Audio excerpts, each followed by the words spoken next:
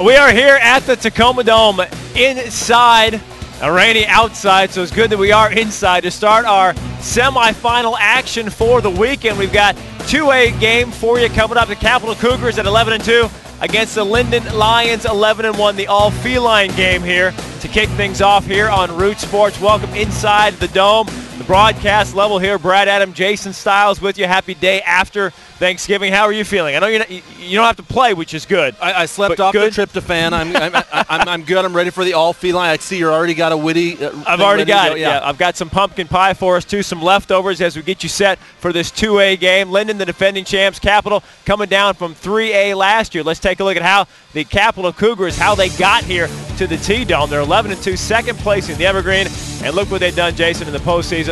Over 40 every single game. Yeah, they've been putting up the points, and it's really tough going against their defense. They like to bring pressure, like to make it really difficult for the opposition. And they got a big senior-laden offensive line. They love to run the ball. Kai Van Sickle loves running behind these guys. How about 2,600 yards, Jason? The guy's impressive. Already 12 touchdowns in the postseason alone. 6 of those coming against Lakewood in a wild matchup. This guy is very special, and he credits it all to that offensive line. Some big boys up front for Capotal. Remember, quarterfinals last year in 3A, drop back now to 2A. They've had a lot of success. They haven't necessarily found the going any easier, but it's a team with a lot of seniors up front, a great offensive and defensive line, really power football to be showcased here today. All right, so Van Sickle with 38 touchdowns. That's the Capotal side. As for the Lynden Lions, again, they've won the 2A title 4 of the last 6 years, including last year, 11-1 so far this year. Very special team according to their coach, Northwest Conference champions. And again, they put up some big numbers in the postseason as well. They did, and they've really handed it to everybody except for that very first game of the year that they lost. They have not really been challenged. This is a fantastic team. Kurt Creamy thinks it's as good as he's ever had here, and that's saying a whole lot. But they do have some challenges against them. But let's see if somebody can stop this offense that's been so lethal. Josh Kraft leading the way, accounting for 34 touchdowns, Jason, from that, as you liked it, the quarterback position. That's right. They run that pistol offense. Josh Kraft can both throw it and run it. A real field general. A guy squats 400 pounds. You're not going to bring him down with an arm tackle. He's got a bevy of receivers to throw the ball to. They really like to get up to the line of scrimmage, force the issue on the defense. This is a Lynden Lions team that has been successful in doing that all year long. Getting things going here. Again, the first of 4 semifinals here on Root Sports, a 2A semifinal. Capotal and Lynden, the defending champs, should be a great start to our weekend. We hope that you are settled in and be ready for some good high school football here on Root Sports from the T-Dome.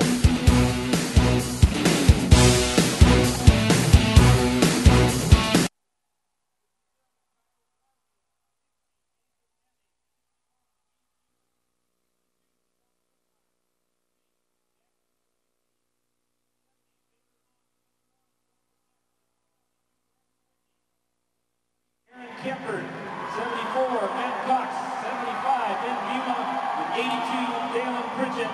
Head coach of the Cougars is John Johnston. Now introducing the Lynden Lions. Number 1, Jelani Phelps, 2, Luke Christensen, 3, Josh Kraft, 4, Lucas Peterson, 5, Doc Chagrin, 6, Peyton Williams, 7, Parker Harrison, 8, Rudy Mendoza, 9, Sterling Summers, 10, Cameron Wainwright, 11, Zach Fitz, 12, Ryan Watt, 13, Daniel Doring, 14, Jordan Sturt, 15, Jacob Boland, 17, Gabe Kaming, 20, John Shine, 21, Colin George, 24, David Villegos, 27, Ryan Erickson, 29, Jared Swarthout, 30, Ben Caldwell, 33, Alex Matano Gunther, 34, Clay Taveldi, 35, Colby Spady, 36, Dimitri Talega, 37, Trent Postma, 38, Jesse Fujiwara, 39, Cody Ames, 40, Timmy Lucerne, 41, Jeremy Martin, 42, Jordan Whitford, 43, Jajigwan Brar, 44, Matt Hickman, 45, Vincent Audier, 46, Noah King, 47, Isaac Roby,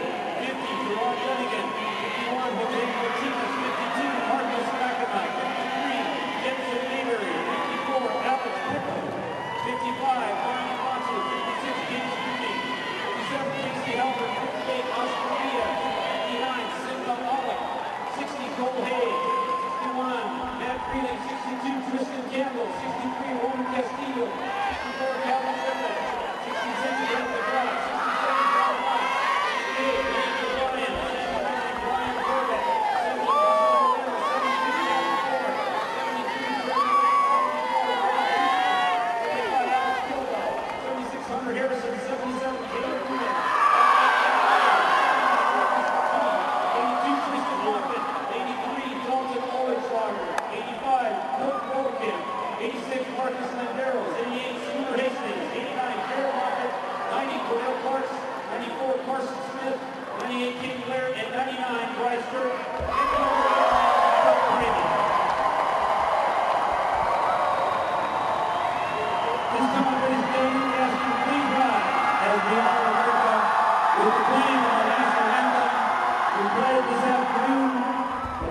High School band under the direction of Dan Lundberg.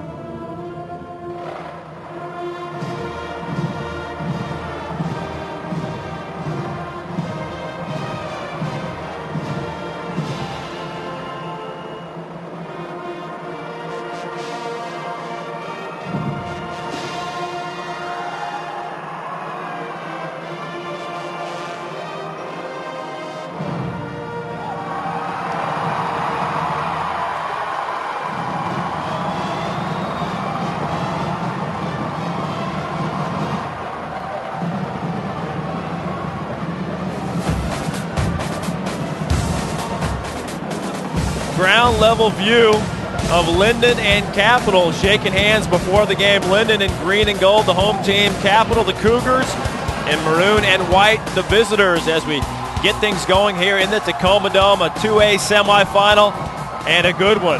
Capotal down from the 3A last year, as we say, Jason, in our open. And Lynden, they've won 4 of the last 6 of these 2A titles. So 2 very good teams, well coached and big offenses. Should have a lot of points here today. Well, and I'm really interested to see how Lynden will respond early. This is by far the best opponent they have played this year. They were not challenged much up in Whatcom County this year, and through the playoffs they really had their way. This is a Capotal football team, very big up front, very physical. Kai Van Sickle is going to pound the ball behind that offensive line time after time. As you take a look at head coach John Johnson, certainly par for the course indoors, right? 72 and not a breeze, so he can wear those shorts. But his football team here has a very tough test against the Lynden Lion team.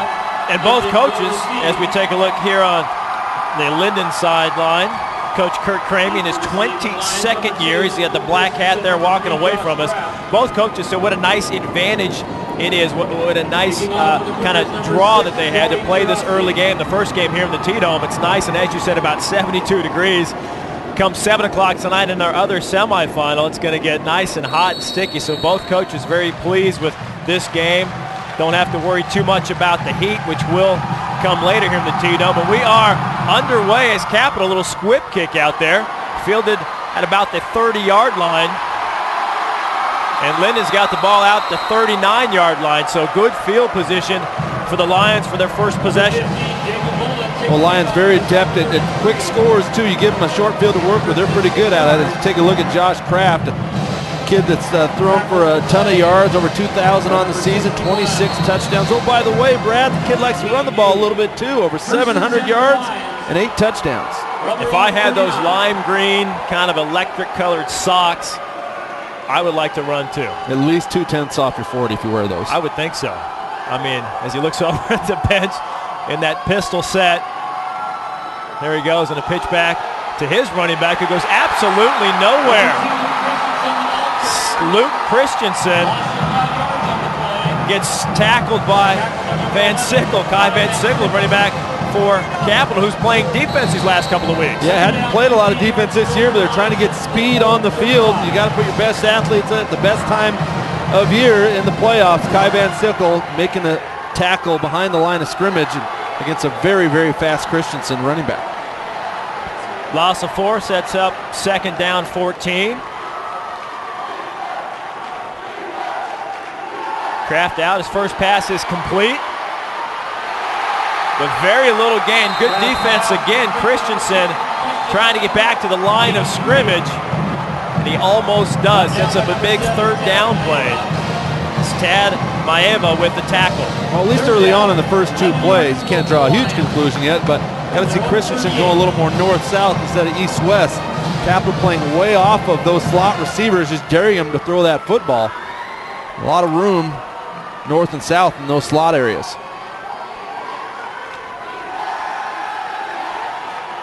Kraft looking for the first down. It's going to be close, complete to Dak Shagrin.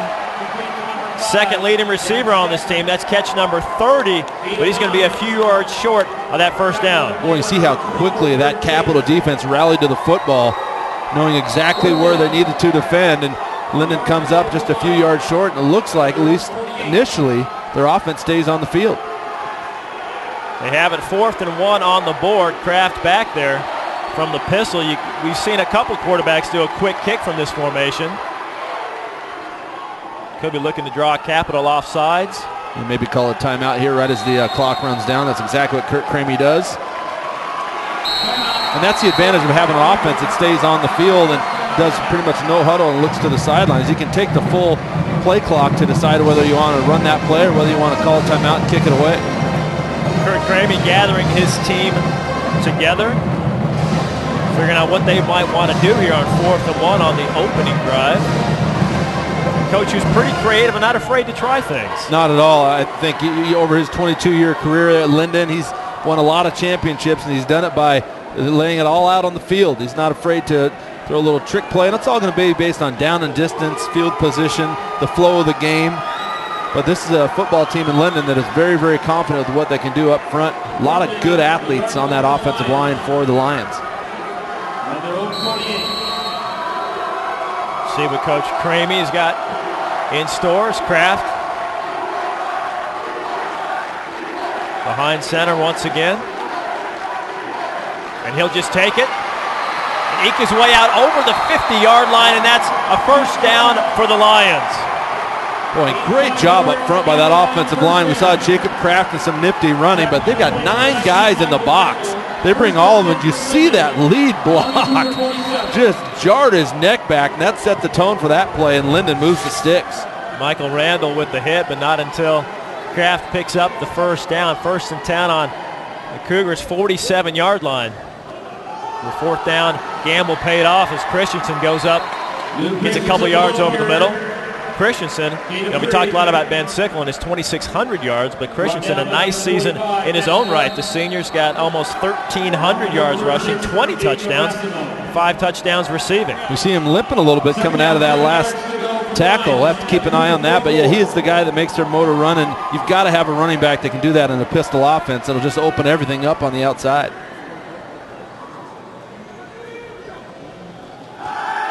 Kraft's back to the air, trying a long one down the sidelines.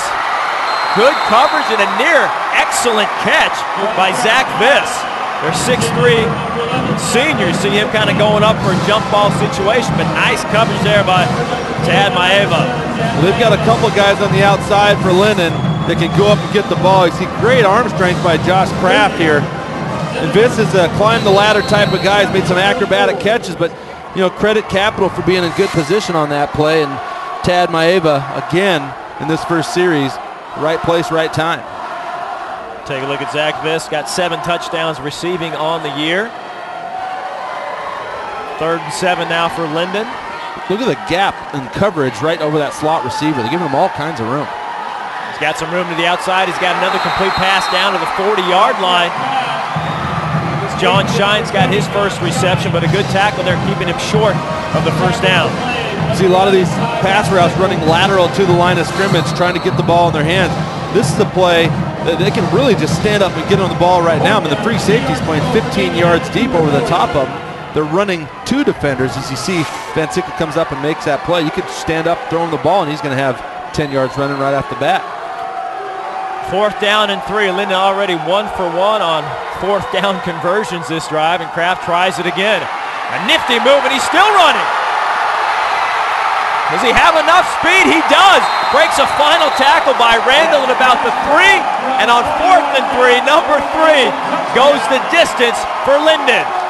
Boy, 2 big conversions early on for the Lions on 4th down. One moves the sticks, and the other one finds him in the end zone. And we talked about the throwing prowess of Kraft and kind of just tossed in those 700 yards rushing. But boy, has he made a big impact with his legs here in this first drive. Great vision on the run. good job up front, and then Randall didn't want any piece of that tackle there at the end as Kraft walks into the end zone and puts Lynden out to an early lead. Extra point up and good. Lynden on their opening drive goes the distance. Kraft's 9th rushing touchdown of the year. And the defending champs strike first here in Tacoma.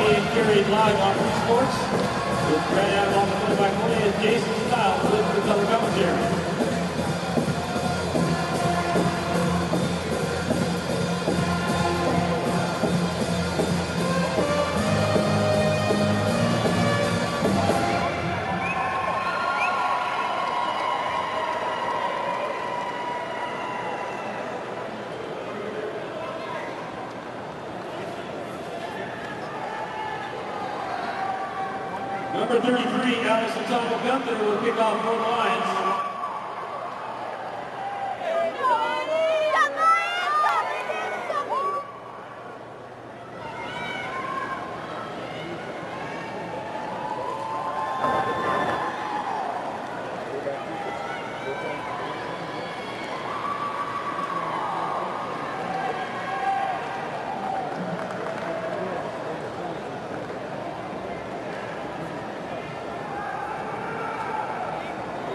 Dairy Farmers of Washington are proud supporters of the WIAA.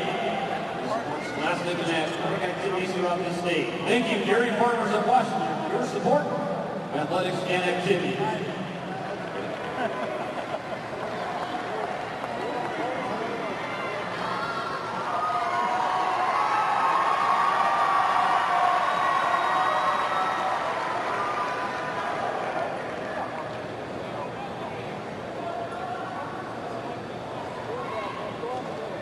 Deep to receive for the Cougars, number 11, By WIAA.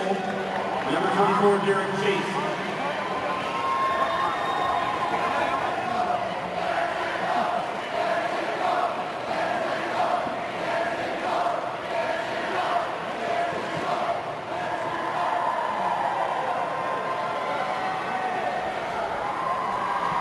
Look at the Lions fans, already something to cheer about. Opening drive, took about 4 minutes off the clock, and their Lions on top 7-0 as we wait to see Capital's first possession.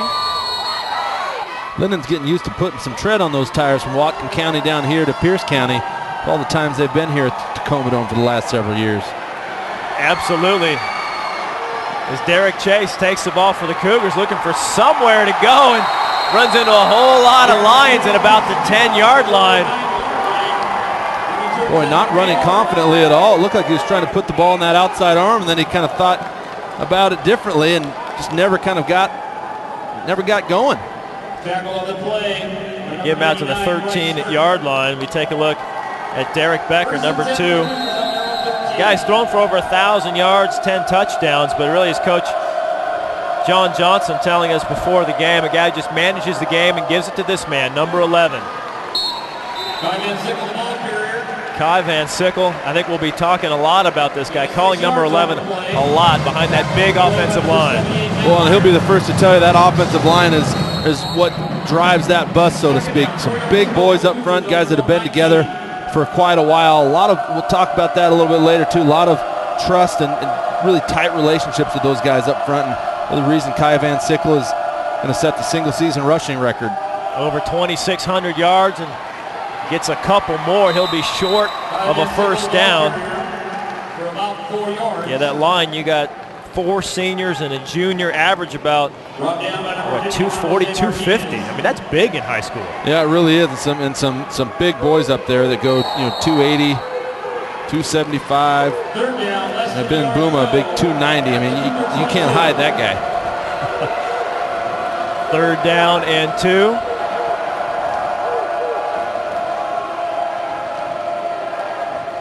Becker right back to number 11.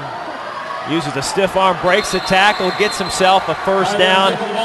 Out of bounds at about the 27-yard line. And we saw Lynden make some very important conversions in their first drive on 4th down. This is 3rd and short.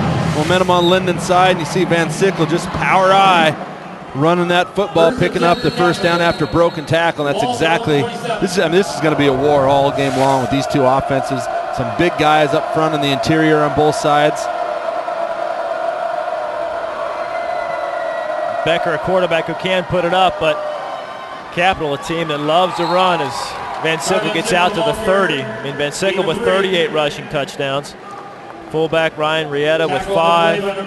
Backup has 6. They've rushed for 54 touchdowns on the year. 54 in the 13 games. Well, you wonder how many times they give the ball to Van Sickle. Oh, don't you worry. A couple weeks ago against Lakewood, 51 carries, 351 yards, and 6 touchdowns. So this is a guy that he'll take his share of the load. The old famous quote from John McKay, the SC quote, the coach, said, don't mind giving those guys the ball because it's not heavy. Football's not heavy. Another carry for Van Sickle. It's Joe Johnson there again in his 6th year at Capital.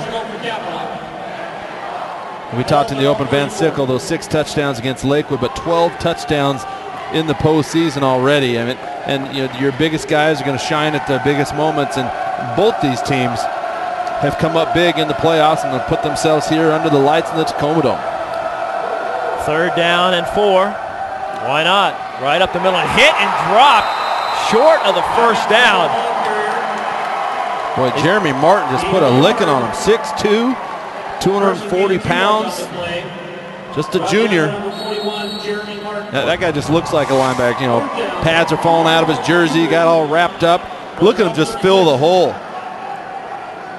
That'll set up a 4th and 1. We saw Lynden go for it twice on their opening possession, which ended up in a touchdown run by their quarterback Kraft. We've got our first flag on the field. Legal substitution against Capital. It had 12 guys. He's last minute, Sam Hollingsworth runs off the field. Jacob Racimo was back to punt anyway, but now it's probably a foregone conclusion they'll be punting. Instead of 4th and 1, looking now at 4th and 6.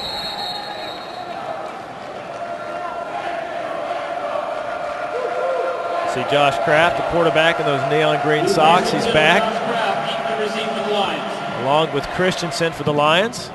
That's a good punt. Christensen way back to his 23-yard line. Kraft looking to get a block. Gets some room around the end there.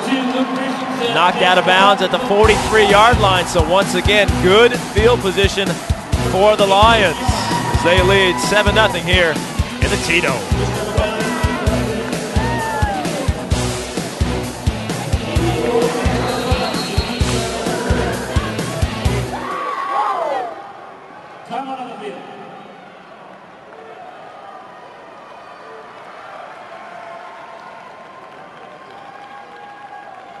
Pride in performance, whether it's in the classroom or on the field, Schwab Tires is proud of their young people in support of WIAA athletics. Schwab, pride in performance for Washington Juniors.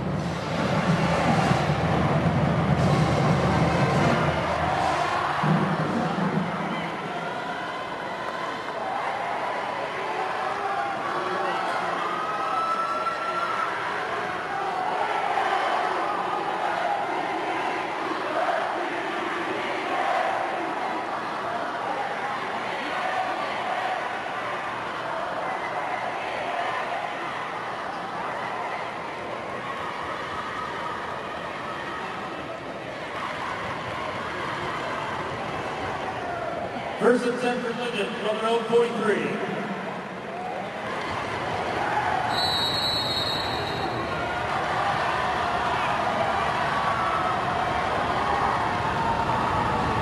Welcome back. 4:31 left to go here in the opening quarter. Lynden with the ball on top, 7-0. Kraft hands off to Christensen. He's got a big hole in the middle. Dragged down from behind. Not until he picks up 6 yards. Tackle by number 36, Jacob Racimo. Jacob Racimo, the punter, makes a tackle. From their own 49. See, Lynden has this up-tempo offense. Doesn't necessarily mean a hurry up, but they're going to get to the line of scrimmage and make the defense force their hand early so they can determine what the best play is. Oh, Kraft, a nice pass. Is Jelani Phelps. Oh, excuse me. That's number 11, Zach Viz. 11 yards and a first down. When I talked to Kirk Kramer before the game, he said he and his man upstairs, they know what looks they want. And if they get those looks, they've got 5 or so plays that they can immediately go to. So in that situation there, they saw the look, little post route behind the zone defender. Good strike from Kraft and another big play for the Lynden Lions. Christensen on the end around. Good stiff arm there. We've seen a couple of stiff arms already, knocked out of bounds though. As Randall coming up to make the play for the Cougars.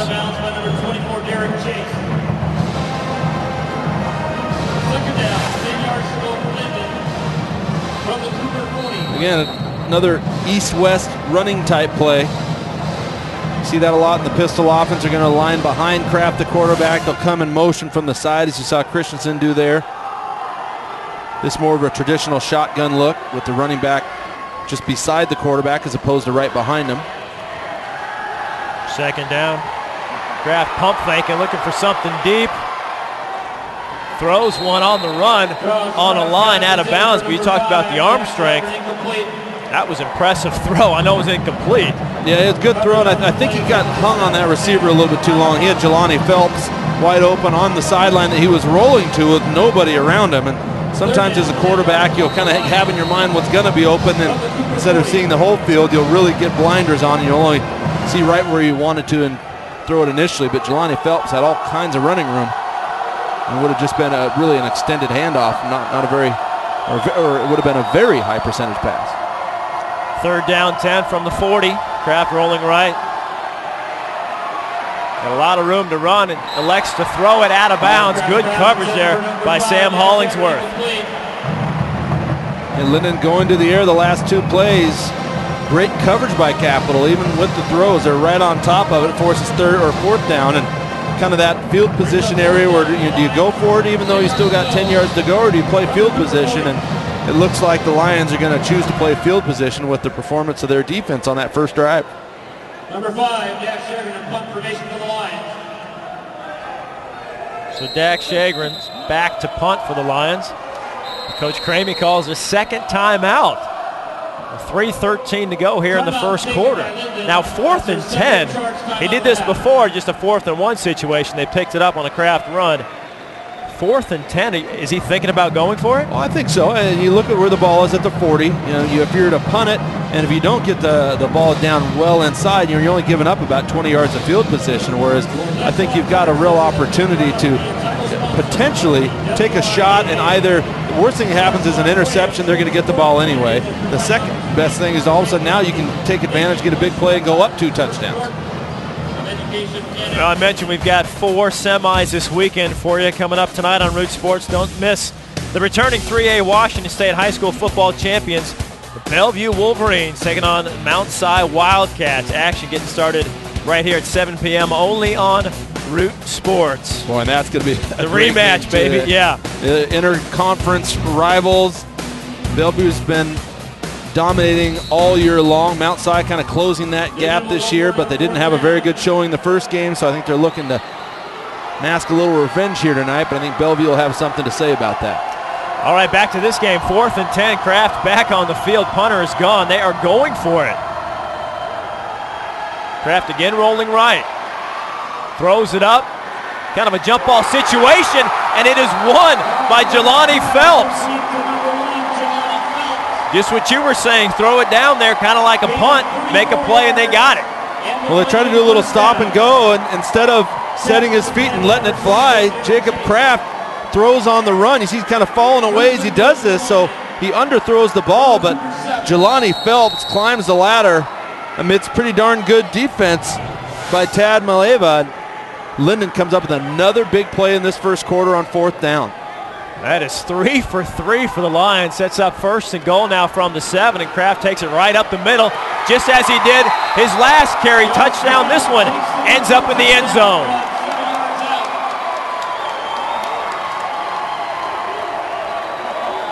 And we've got the Lynden coaches next to us on their feet clapping about that one. Boy, Kraft gets in, nifty footwork, and it's now 13-0. Boy, and that offensive line is getting it done and allowing their athletes to make plays. As you take a look at Kraft, the big 4th down throw. Jelani Phelps comes up with the catch, and one play later, they're in the end zone. So again, that leverage of a 7-0 lead allowed them maybe to take a chance, go for it on 4th down, and just like that, they're up 2 big touchdowns. Alex Atano Gunther adds the extra point, his second in this opening period. 14-0, 2:42 to go. Kraft does it again. Yeah, just picks up, see the guard pulls on from the non-play side, picks up a great seal block, and then Jacob Kraft able to do the rest on his own. Great play. Breaks a tackle there. Runs through a leg tackle, and again, right now, Capital does not have an answer for Lynden. They've got to really sustain their own drive now on this next possession. This is not a team in Capital that really wants to have to play catch-up football. They're a very strong run team. We talked about the fact that if he needs to, Derek Becker can certainly throw it, but this is a ball control, smash mouth, play from ahead type team, and right now they find themselves down 2 scores. One of the assistants there from Lynden telling us before the game, is like, hey, this could be a 70-60 game. I think he was partly kidding, but both offenses can score, but to your point, Lynden more of a quick strike offense, and Capital needs something to get going here. They're about ready to take the ball for the 2nd time here in the first quarter. Once again, it's Derek Chase trying that left side. A little more success this time. A flag on the play. Takes the kickoff at his own 6-yard line. There's a penalty marker down. He returns this 19 yards before the penalty. Preliminary indication of holding against the Cougars. Illegal block there on the Cougars, so instead of the 25, it's going back. So 2 possessions, two poor starting field position for the Cougars. Not what they needed here. No, not a whole lot going right early for the visiting team here this afternoon in the Tacoma Dome. But these are 2 teams that did not get to the semifinals having everything go their way either, Brad. So I think a Capital team that has been put to the test now, down 14-0 early. But a team that has a chance and very likely will respond with all the success they've had this year. So now back to the 12-yard line. 1st down for Capital, lined up in that power I. And once again, Mansickle with the ball. Good second effort there, close to the 20-yard line. Not going to see them deviate from what they do. What got them here? No, and there's so much time left in this quarter and half, and they just have to get themselves in a little bit of rhythm. Kill 2 birds with 1 stone by keeping that Lynden offense off the field and putting together a nice long drive and start feeling good about things again. 7-yard pickup. Brings up 2nd down and 3. Once again, number 11 up the middle, running behind those big boys. He got himself a 1st down. Finally brought down by John Shine and company. It only takes a couple of those runs to put the momentum right back on your side. And so much of a drive, especially for these run teams, is getting that rhythm up front for that offensive line. You see they all take zone steps to their left. Van Sickle finds a crease. And another big play for Capital. Capital's giving the ball to Van Sickle every single play, and it continues. Trying to get outside. He's going to be dragged down. Nice job by Matt Meyer, fighting off the block, making the tackle for Lynden. Well, Matt Meyer and Caleb Newman both start on the offensive line as tackles, and you see Matt Meyer that time from his defensive position making a big play. These are 2 Division I prospects for Lynden. You see him shed the block. Great footwork for his size and able to bring back a very quick and strong Van Sickle. Boy, shrugged off the block there of Ben Bouma, who goes 290. So Meyer showing some strength and agility on that play. Once again, number 11. Close to the 30-yard line, but Lynden all over Van Sickle. Really impressed early on with that linebacking core. We've seen Jeremy Martin come up with a couple big hits. Can't quite get that uniform to fit over those shoulder flaps. No, you got the cast on that left hand, it looks like. When I saw him sporting a mohawk underneath that helmet too. And this, there's a linebacker. That screams linebacker. Yeah. Not afraid of contact. 3rd down, 7 now. Becker to the air for the first time.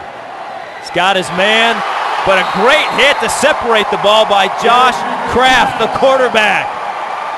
Intended for number 36, Jacob Rossino, incomplete. Not a lot of room there to put that ball in. They tries to find it into Jacob Johnson. But Kraft puts a big hit on him. Pretty good ball. Makes the receiver climb the ladder a little bit. But again, not a lot of space to drop that pass in the bucket. You have a negative play on 1st down. You get a few yards on 2nd down. That puts you in those 3rd and long situations. And excuse me, that was Jacob Rassimo that took that hit. The big tight end is now back to punt. High snap, but he's got it. What another good punt. Wow, it's Christensen way back again to his 23-yard line, just like his last return. Tries to cut it upfield. He'll be tackled there at the 32-yard line, 33-yard line. So Lynden winning on the scoreboard, also winning the field position battle. I think Christensen would prefer that instead of having the guys breathe down his neck. You can kick it that far, you outkick your coverage a little bit. Christensen's got a little running room, but big foot by Rassimo once again. But this Lynden Lions offense has not been slowed down when it counts. They've been forced into 3 different 4th down situations, but they've gone for it each of those times and have not been stopped.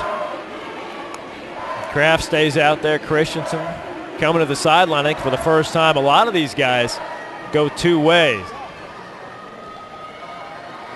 So you'll see these guys out here a lot. We'll be calling the same numbers throughout this game as Kraft takes it right up the middle. But a nice play there by Jacob Rassimo, fighting off the block, bringing him down. Well, he gets to tackle Kraft after Kraft delivered that blow to him on the other side. So they're going to know each other pretty well by the time this is all over. That's only fair. End of 1. Lynden on top, 14-0.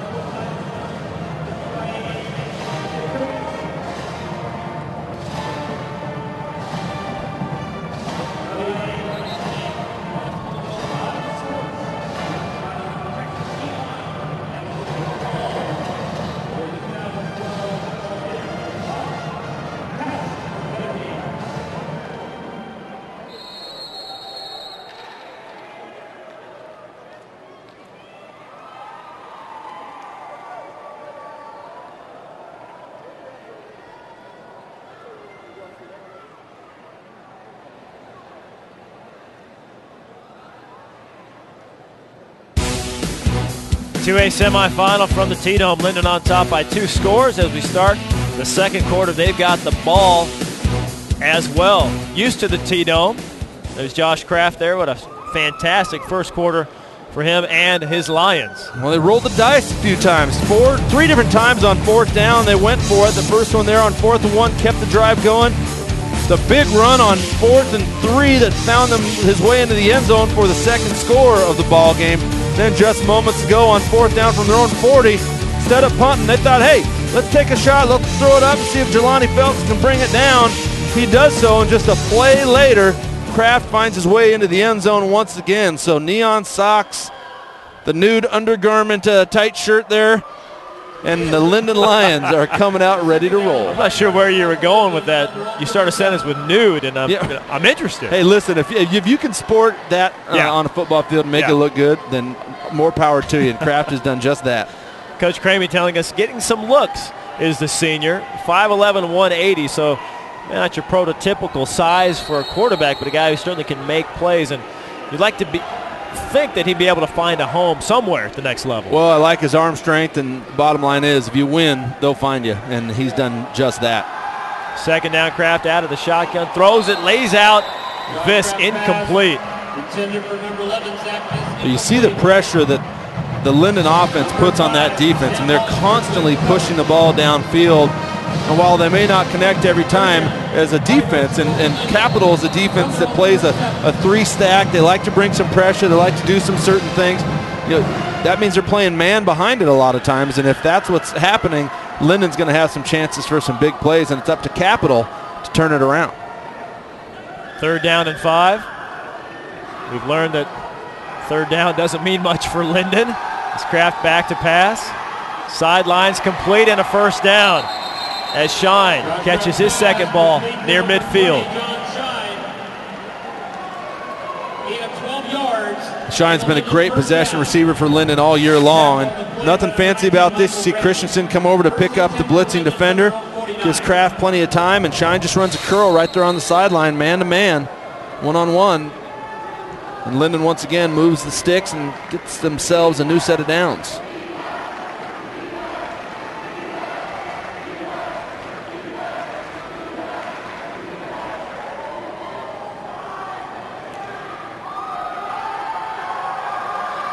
Kraft to the air, quick one this time to Viss on this little screen, and Viss turning it upfield and hurdling a defender, still on his feet. As Sam Hollingsworth goes low, Viss goes high. Very athletic move and a big play for the Lions. Well, Viss is a kid that they missed for a good part of this year with the broken collarbone. He got that early on, and for a kid that's played in 3 state championships in football, basketball, and then baseball last year, not a guy that was used to missing a whole lot of time, so he was looking forward to getting back in the lineup, and a big play for Viss right there to put Lynden back in Capital territory. 26-yard line now, 1st down and 10. Lions really having their way on offense. Christensen on a quick screen. He's met, driven back there. Cougars on defense. Maeva there with a good stick. I'm going to go ahead and tell you right now, Brad Adam, that as a former quarterback, I'd have loved to play in this offense. I don't know that I could have, given as much as they asked the quarterback to do on the ground, but I tell you what, running for you. The receivers are spread out. It spreads out the coverage. It dictates coverage a lot of times, and if you got the guys on the outside to get it done, it can be a lot of fun. Going up top once again as Phelps makes the completion. Boy, throws into double coverage, doesn't even hesitate, just zips it in there, and Phelps being 6'3", able to corral another one. Yeah, they're playing a little cover too, so that corner's going to be shallow underneath. Then he throws it over the top. The safety's got to come over to make that play. Just a very accurate throw. And Jelani Phelps is their jump ball guy. He's the guy when you get in the red zone, you want somebody to make a play. He's the guy they're going to go to. And right now they are firing on all cylinders. 2 big receivers at 6'3", able to have their way so far with the Cougars' smaller defensive backs. They've got it now to the 8-yard line at 1st and goal. Take a look at Lynden, what they've done. Again, their 14th semi, 2A champs 06, 08, 09, and last year, 1A champs a couple of years to boot. 10-2 in the T-Dome, and that makes a big difference. Teams that have not played here before, not used to the environment, kind of being indoors and playing on this fast field, being here before as they have, makes a big difference. Not their first rodeo, Brad, and I think you look at all these guys, so many multiple sport athletes on this Lynden football team. They went to the state title game and won it in football. They went to the state title game and won it in basketball. Oh, by the way, they went to the state title game in baseball. They came up a little bit short in that one. But these are guys that know how to win, and they believe in each other. And the sports programs, the sports community in Whatcom County up there is just amazing. I mean, it's a small town field, but yet there are a lot of schools up there, and they all support each other. And it's a great, great program up there in Lynden. So the Lions trying to capitalize on their third possession, add to their 2-touchdown lead.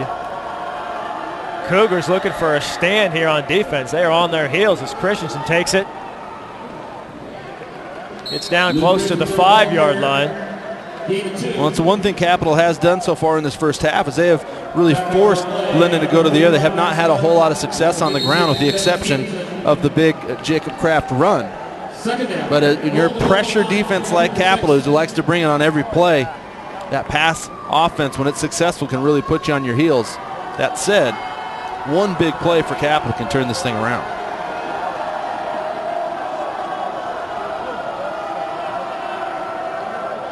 Play clock at 2, second down. Kraft calls his own number. Runs over defender down to the 3-yard line. We've talked about the strength as Nathan Hull brings him down, the strength in this guy's legs for a quarterback especially. Well, a 400-pound squad in high school is unheard of for the skilled positions a lot of times, and especially when you go in 5'11", 180 pounds. I mean, that's just a lot of power. You're not going to get brought down by too many leg tackles. Third down, Kraft to the air, pump fake, and intercepted! A big play like you were talking about for the Cougs. Here's Maeva, knocked out of bounds by Christensen. There's a flag. So that's something exactly what Capital needed. Well, Maeva, one of their defensive stalwarts, comes up at the biggest moment. He doesn't bite on that pump fake from Kraft. He's sitting right there. He beats the receiver to the spot. Maeva comes up with a big play, gets brought down by a horse collar tackle, and he's going to get an additional 15 yards on top of it. There's the call. So horse collar or a face mask, whatever it is. We've got life on that Capital sideline now. You see the pump fake. They're going to run a slant and then back to the sideline, but Maeva stayed home. As you see, Zach Biss able to just misses that shoestring tackle. And Christensen comes over. Yeah, it was a horse collar and a face mask. Pick your poison. That'll be 15 more yards, so they've got first down from their own 45-yard line. But more importantly, some life on the sideline, some life in the stands for Capital. Well, and turnovers in these type of games, especially when you've got two evenly matched teams, are so big. You look at Lynden having a chance to go up 3 scores, and everybody on the sideline just doing something. Just give me one play. Somebody make one play. Maeva did it for Capital. See if their offense can capitalize. Still down 14-0.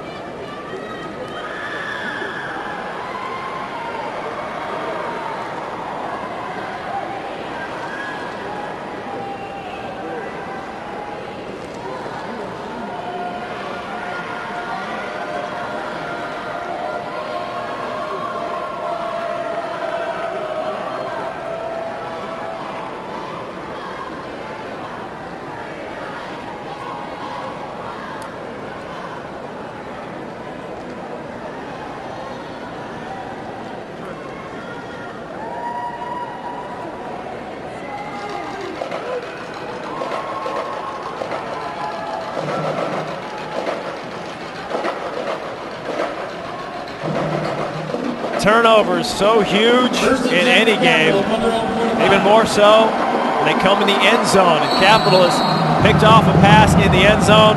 The return penalty sets them up first down from their own 45-yard line. And once again, Van Sickle, and he is met in the backfield, dropped for a loss by Casey Halbert. Another senior for the Lions coming up big. We've heard a lot about that big offensive line for Capital, but at least early on, as you see Casey Halbert go right by one of the big hosses up front for Capital.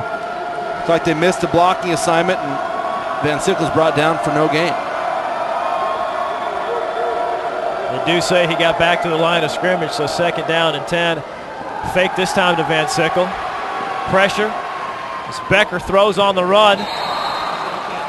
Throws it out of bounds, and Chase unable to make the catch on the sidelines.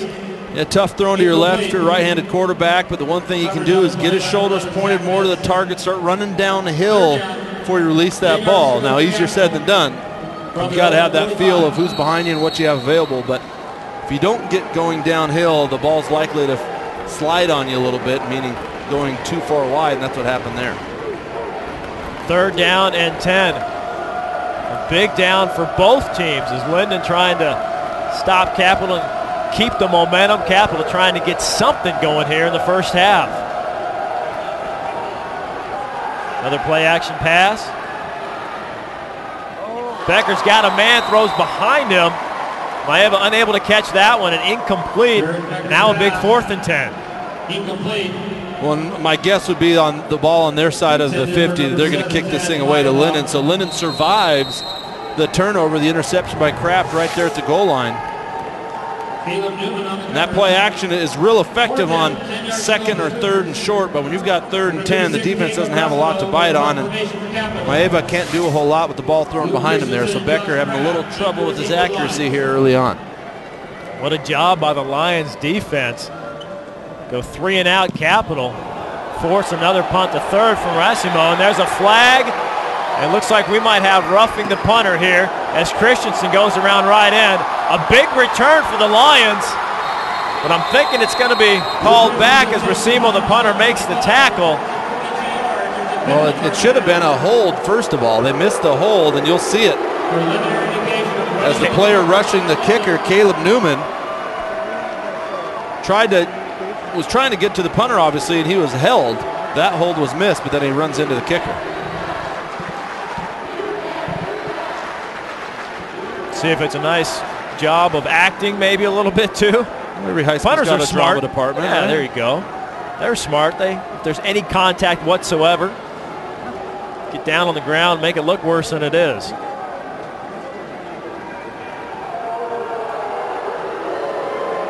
It is roughing the kicker. First down. Here we go. You're going to miss the hold, but you're going to see the running into the kicker by Newman. Boy, it looks like it completely whiffed. I don't know that he even touched him. Wow, I think Rassimo just going down on his own. Looked like maybe the Newman forced him to the ground, but on that replay, maybe not. Well, it's certainly easier when we get a chance to look at it all slowed down, but I think a couple missed calls on the same play. I'm sorry, it's not an automatic first down. Yeah, 'cause it was running into the kicker and not roughing. So it's just a 5-yard penalty, so 4th down and 5.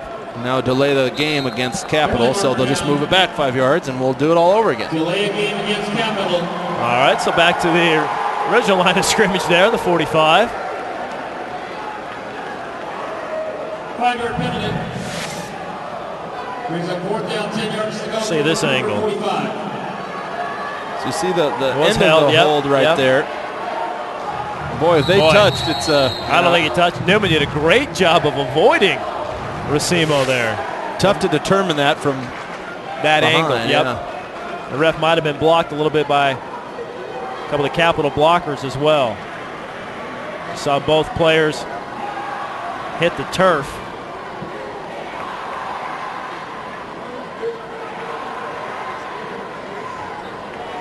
Still kind of discussing things.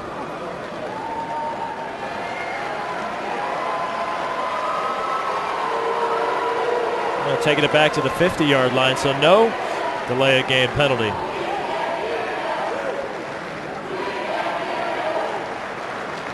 Kirk Cramey getting the explanation. A lot of times when the ball's going the opposite direction that it should be, if you're that coach, you're not too happy with the explanation. I think Kirk Cramey was the recipient of some bad news, but nonetheless, Capital will still be kicking the ball away.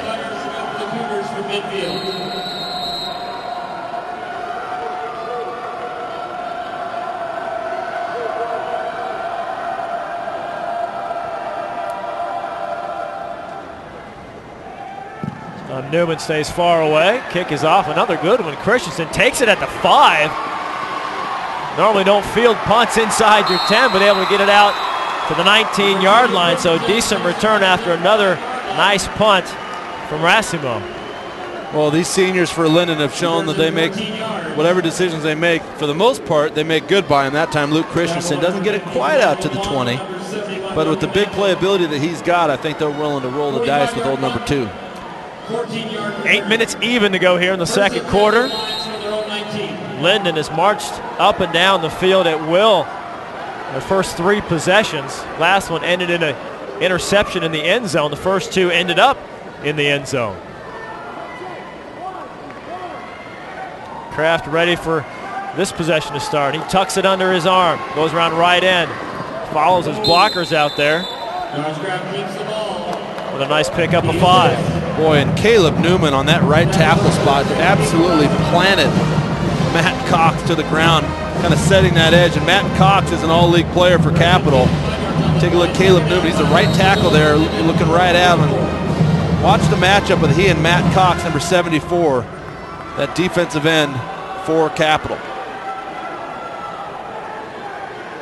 Couple of big boys going at it. Hand off to Christensen, breaks through. Out over the 30, the 35. Cougs giving chase, Derek Chase ends up knocking him out of bounds, with Christensen showing good speed out to the 46-yard line. The first significant run for Christensen in today's ball game. You see some good speed once he can get to that edge. It's a little misdirection to start that play. We'll dip in, dip out. Again, good speed from Christensen, another all-league player and a guy who really complements this passing attack for Lynden very well. Over 1,300 yards rushing now. Again, 20 touchdowns on the ground. He's got 31 catches coming in with 5 touchdowns through the air. So certainly a guy the Lions count on a lot, as he's behind Kraft right now. Kraft rolling, wanting to go deep. He does. He's got a guy again. Jump ball, yes, and Viz comes down with it over WIAA once again. It's the case of simple math, 6'3" versus 5'7". I think Kraft probably wished he'd have thrown the ball up like this on that interception instead of putting it on the line. But if Capital brings pressure, that puts them in one-on-one situations, and you've got to believe your guy's better than theirs. And I think WIAA is a heck of a player, but you're at a distinct disadvantage when you're giving up that many inches to a guy that can jump up and get the ball out of the air like that. This now over 600 yards receiving as Christensen up the middle is brought down by Matt Cox and others for the Cougs. The ball popped out at the end there. It'll stay Lions football though. Well, the Cougars want the ball. They're signaling they've got it. It'll stay Lynden. Well, that would have been another huge break for Capital, but obviously no replay at the high school level, and Linden's going to snap it, and really tough to get a good look when you're in there in the scrum like that. So 2nd down and 6 now. Same play. Christensen met again. He's dropped there by Van Sickle. Falls forward for a couple. Be 3rd down and 4 now. I think with this offense, probably think they've probably got 2 downs to try and plug it in. At least that's the pattern they've shown so far in this first half.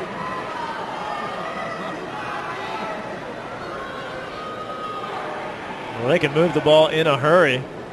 Just 2 minutes on this drive and already the 4-yard line. Kraft fakes it, keeps it himself. That's going to be very close to a 1st down. Depending on the spot there, had to get I think inside the 1. Chase on the stop.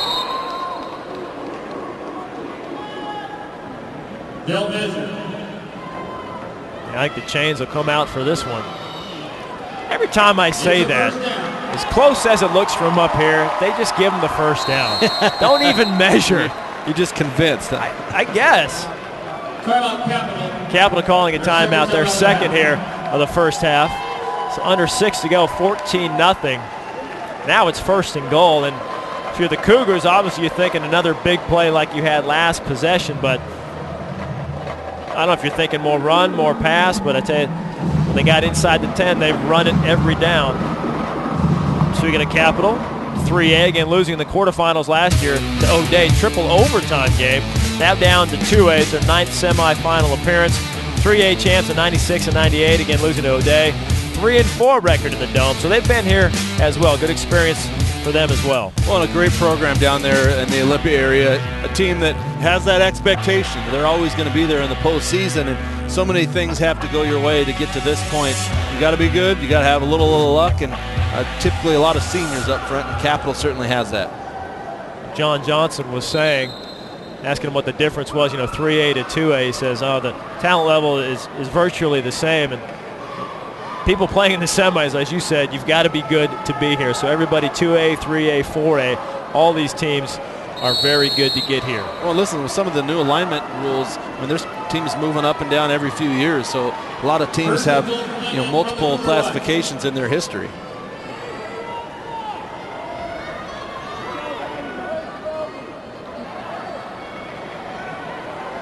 So back at play here, play clock to 5. And now they're going to call a timeout, letting it run down to 1. Kraft signals their final timeout of the half. Little chess match going on here. Kirk Cramey wants to see what Capital came out and didn't appear to like it with what they had called. And I think we heard the coaches right next to us talking about how much time was left on the play clock, and as opposed to waste the opportunity to get on a 4th down play, they're going to go ahead and call a timeout, talk about it, and see if they can't get a 3-score lead. We told you what's coming up tonight, a 3A semifinal, Mount Si Bellevue tonight. Now tomorrow on Root Sports, the Washington State High School football semis continue from the Tacoma Dome. 1st and 4 catch a battle of 2 undefeated teams, the Camas Papermakers. Camas Papermakers taking on a return to the 4A state champs, taking on Skyline Spartans. Following at 7, the Auburn Trojans kick off against the Bellarmine Prep Lions. Be here for high school football playoff action only on Root Sports. Boy, Camas and Skyline, 2 undefeated teams, both 12-0. That's going to be a heck of a matchup. And Nate Beasley, Riley Hennessy, 2 names he may not be familiar with up here in the Pacific Northwest, the Puget Sound area, but you're going to hear a lot about them tomorrow. They're going to bring it after really handing it to Federal Way, a team that had not been touched all year, and they're going to see what they've got for Skyline, who be led by USC-bound Max Brown and a number of other superstars. Camas put up over 60 points on Federal Way as Kraft trying to find his way into the end zone for the 3rd time. Stopped on this run. No game. You called a timeout for that, huh? There are 2 timeouts called for that. I'm kidding, but I know what Coach. you mean. I'm kidding you. And that 2nd down goal from the 1. Clock still runs, 5.5 to go, opening half.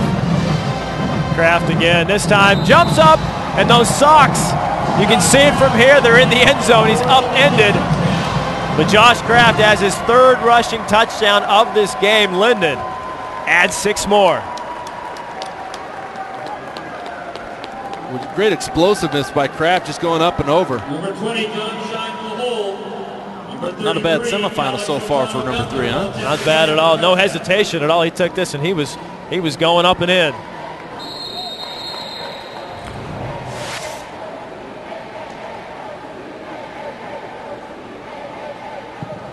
So Gunther's been a busy man kicking extra points. He is 3 for 3.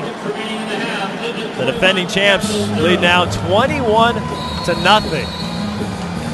Switches tees, goes out there and ready to kick off Capital once again.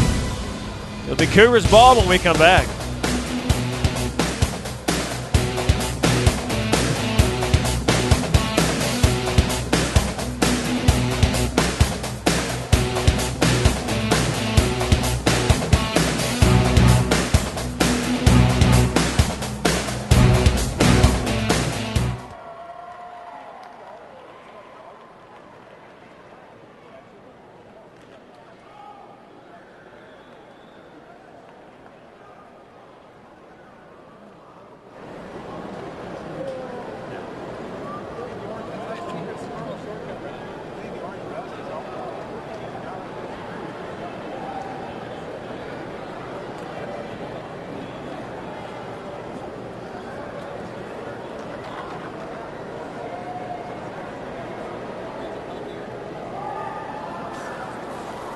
Coming up after this game, we'll have the 2B semifinal with LeConner taking on Morton Whitecaps.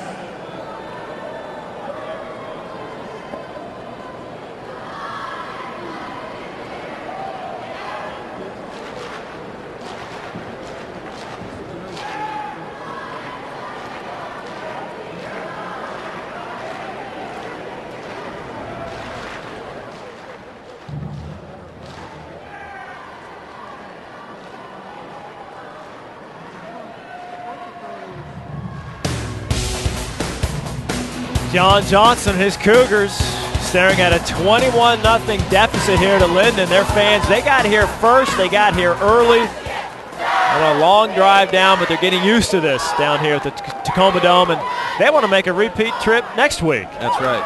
You see she's signaling the defensive plays. Got it all figured out. About a 2-hour drive down, about a 2.5-hour drive down from Lynden up near the Canadian border. Again, they're getting used to making that drive. Left early this morning, got here in plenty of time with that wonderful weather outside. Fantastic. But I tell you, they like this 1 o'clock start. It's cool. And previous years, like last year when they won it, a 10 a.m. start. So they're saying they had to get up, meet at 4 a.m. and drive down. So this 1 p.m., an afternoon game, a luxury for them. There's tons to run this time for Chase. Out over the 35-yard line, close to the 40. So the Cougars at least get good field position here to start with 5:11 left in the first half. Well, they're going to have to get something going. I mean, I think any time you go into the halftime locker room and you're down, you just want to have something to build off of, a little bit of momentum. And Capital has had a big turnover that they forced down around the goal line. Weren't able to do anything with that. Really have not been able to move the ball beyond midfield and put themselves in any sort of position to put the ball in the end zone. Too wide, power on, Van Sickle the ball. He slips trying to make a cut, gets back to the line of scrimmage. But Trent Postma right there. I mean, this Lynden defense, as we've talked about it, not letting Van Sickle get anything big. Kind of a bend. Yeah, a lot of two-way players for Lynden. You're going to say a bend but don't break defense, and they haven't even had to bend so far tonight. And again, this is an offensive line for Capital that has helped Van Sickle throw up a record in single-season yardage for the state. And what a hit there and pressure by Newman. This time it's legal, and Becker hits the deck, just able to get that ball off for an incompletion. Newman, one of those Division I talents on this Lynden roster we talked about. You notice his hand's not in the ground at 6'2", 220, coming from that outside linebacker spot. Becker didn't help himself out at all as he left his feet throwing that football and just gave Newman a nice big target and just dropped him. Newman dropped the Cougar there, being recruited by the Cougars from Washington State. 3rd down and 11 for the Cougars. Becker again back to pass, trying to find anybody open. He's got a man, Racimo. Just a little bit high, incomplete. Now 4th down and 11. Another 3 and out for Capital. Well, right now they're just looking for somebody that can make a play. That time Becker throws a little bit high. Racimo climbs the ladder. Probably a ball that he could have caught. So they need somebody to step up and do it. Right now, the Cougars just aren't finding it. Great pass blocking by Capital. And when you're dropping that many guys back into coverage, there's not a whole lot of seams to throw into. They found one, but Racimo could not bring the ball down with him. And he is back for another punt. It's Kraft, Christensen back for Lynden.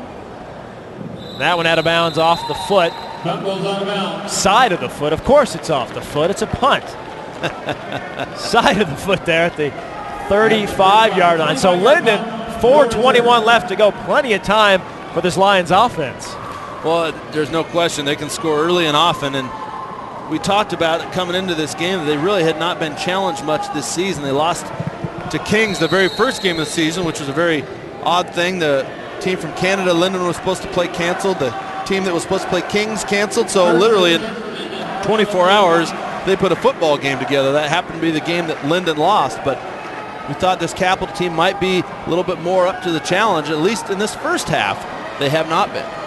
Viz getting the ball, running over defenders, leaving Hollingsworth on the turf. He gets out to the 40-yard line. Another one of those high percentage passes you like. Yeah, we talked about Viz and that injury he had in the preseason. He's been back now for 7 games, and in those 7 games he became the leading receiver despite missing a few. And so you can tell he is Jacob Kraft's #1 target. And we've also seen how well Jelani Phelps can do if he gets a chance. 5 wide, quick pass again, Viz. He is stood up there by Chase, but another first down for Lions. And we talked about Capotal going 3A to 2A, but you know what they did? They played 4 4A teams and went 3-1 against the big boys. Yeah, started out 3-0, and again, those are no slouches. Newport and the Kinko. Bothell, a Kinko powerhouse who's played in this building several times. Olympia, of course, in the Spaghetti Bowl, the big rivalry matchup, and then Bellarmine, who we'll see here tomorrow night. Capotal trying to get some pressure, but a quick pass to Christensen. Gets by Chase and gets close to a first down. So Cougs trying to bring some pressure, trying to throw Kraft off his rhythm, unable to get to him. Well, one of the ways to counteract pressure is getting the ball out of your hands, and the way that Lynden spreads out this Capotal defense, they're able to do just that. Christensen finding some room in the middle, down to the 35-yard line, another first down. Under 3 to go. Well, when they do run the ball, it's nothing fancy. It's right up the middle. It's either Christensen or Kraft, and they've had success. This time it's Kraft. Just when I say that, he's brought down for no gain. No gain. That's Tevin Stevenson on the hit. They're one of those two-way players for Capotal up front.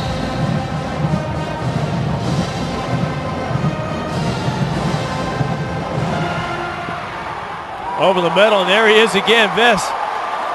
Eluding defenders, another first down. Boy, 6'3" and runs well. Kraft is finding him.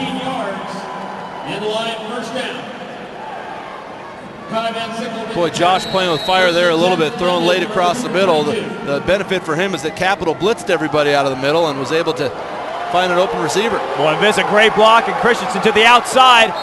Maeva finally brings him down inside the 10, down to the 6-yard line. Lions doing whatever they want on offense. Tackle number 7, Ted Maeva. First and goal for Lynden from the Cougars 6. Well, great vision, great downfield blocking by Lynden. Got to think that as good as they've been, this is one of their best halves of football they've played. My apologies to the Kraft family, too. I think I've been calling him Jacob this whole half. You think that he's good enough that he could at least earn me calling him the right name. He'll be Joshua. He'll be Josh? Moving forward. He probably has a brother, Jacob. Yeah. Fond of the Jays there in the Kraft family. All right, here is Josh going outside and getting by a defender, and Hollingsworth can't bring him down, and that is 4 first-half touchdown runs for Josh Kraft. Boy, and they just have been able to move the ball at will, Brad. I mean, pass the ball, run the ball, and it's all been led by that man right there, Josh Kraft. Not a whole lot of play action or anything that would hold the defenders. Just great job at the point of attack by Lynden, getting hat on hat with those defenders and allowing their athletes to take over. Coach Cramey telling us that he's getting some looks now. Some colleges are sniffing around Kraft. I tell you, take a tape of this game and show these colleges your first half as the extra point is missed. It's 27-0 now, minute 33, and there is Kraft. Certainly wants his football career to continue as we go back to our Ford Sports Desk. Tom and Taylor.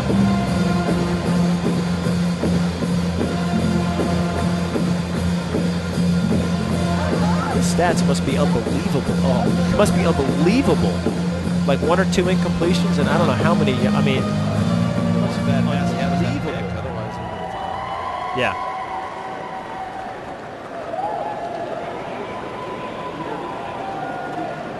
So the Lions score again, but they do miss the extra point. About the only thing they've done wrong so far in the first half of this 2A semifinal game. Number 33, Alex O'Tonnell Gunther able to, about to kick off once again. It has just been complete green and gold domination so far. Well, the good news for Capital is they're going to get the ball back and still have a chance to do something with it with 1:33 left and a timeout left. They're going to have to just do it one play at a time. They can't look at the scoreboard and see themselves down 27. They've just got to know that there's plenty of time left in the football game, and they've scored plenty of points before. Fair catch called. So Capital will get the ball. Good smart play by Max Clark to fair catch that ball. Good field position. No need to advance it anymore, as Max probably not real used to carrying the football. Although he is a tight end, I just don't know how often they throw him the ball. Look good on the reception at least. All right, so 1:33 to go. Time to maybe do something on offense, or maybe just give it to Van Sickle and be happy to get into the locker room. He's got some room off that right side. Nice block there by Ryan Rieta, his fullback. All right, again, tell us where you're watching this 2A semifinal game. Text us 733-733. Let us know your name, where you're watching from, maybe who you're rooting for. See if there's any some Lions or Cougars out there. I think there's some turkey sandwiches and stuffing going on. Got to be some leftovers. Absolutely. Cranberry sauce. I love that stuff. Oh. And Sickle carries it over the 50 for a first down. You always got to try to pace it so when you get to the pumpkin pie, you still got some room left. Yeah, I did a terrible job of that last night. But you still had the pie, right? I did not. Oh, you did not? I did not. I did. You had a Thanksgiving without pumpkin pie. You passed on it? Well, you know, I'm trying to watch the girlish figure there, Brad. You know, I had 2 plates of 2,000 calorie dinner, but I just passed on the stuffing pie. and gravy, just passed on the pie. Becker going deep, throwing this one up to the right sideline. It's a jump ball situation, and it looks like Lions may have come down with that one. That's Kraft coming down with it, but out of bounds, incomplete. Why not? That would have capped off. What else does he do? Yeah, right. It looks like this ball came off of Becker's hand a little odd. Just kind of slipped off his finger. Still had an opportunity for a jump ball, and I think Kraft had it. Got that 1 foot is all you need in high school. No replays, though. A heck of an effort there by Kraft. So second down 10, 38 seconds to go.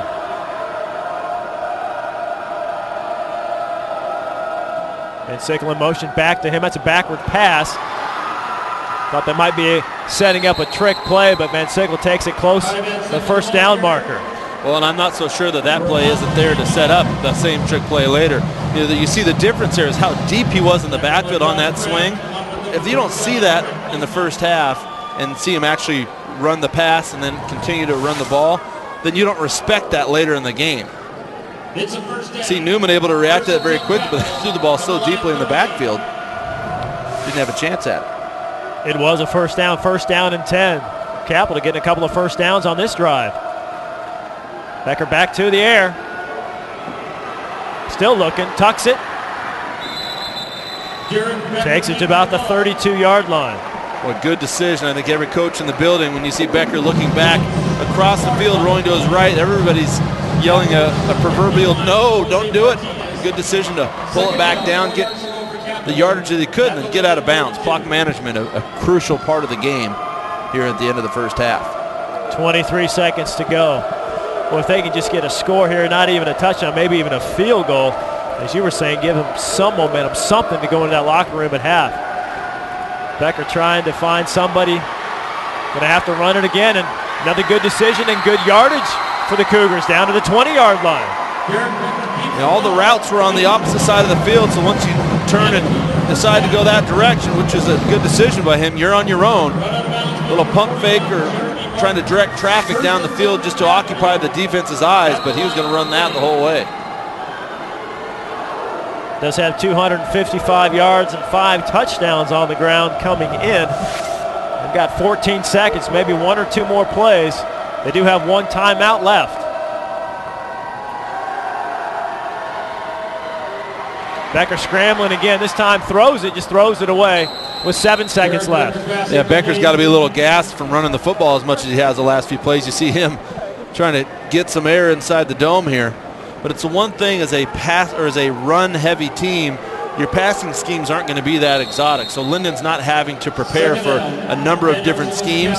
So they might have 4, 5, maybe 6 pass plays in terms of what the receivers are doing in their route. So Lynden staying at home. You see they try to get Van Sickle right there, matched up against a linebacker, but he ran right with them. So not a whole lot of places for Becker to go with the football. So it's second down now, 6 seconds to go. And Becker will call the Cougars' final timeout. Does look like they're going to line up and try to run a play. I thought maybe they try to kick just to get some points, but no gimme at 37-yard field goal. No gimme, and I think we're down 27. You probably just, let's assume, take the touchdown or nothing. You can get a big momentum swing at that touchdown, put it back within 3 scores. They're going to have to execute, and right now Lynden playing a soft shell, a little cover 4, so the corners and safeties are each taking 1/4 of the field, and they are not going to be easy to get behind with the ball at the 20-yard line. Well, this place will be rocking and rolling tonight for sure, 7 o'clock, as a 3A semifinal. Defending state champs Bellevue against Mount Si. Mount Si, 1 loss this year. The 1 loss, the blemish on their record, at home to Bellevue. So these two teams know each other very well. Should be a heck of a ball game. 2 great defenses, a lot of great players, a lot of history and tradition on both sides. There really is. Great coaches on both sides, and you feel like you can just kind of write Bellevue against and then just have whoever it is that particular year. Yeah, they're going for, I believe, 5 in a row, and here's Becker. Another play action. Rowland trying to find Racimo there. Didn't turn around in time, and that is it. The final play of the first half.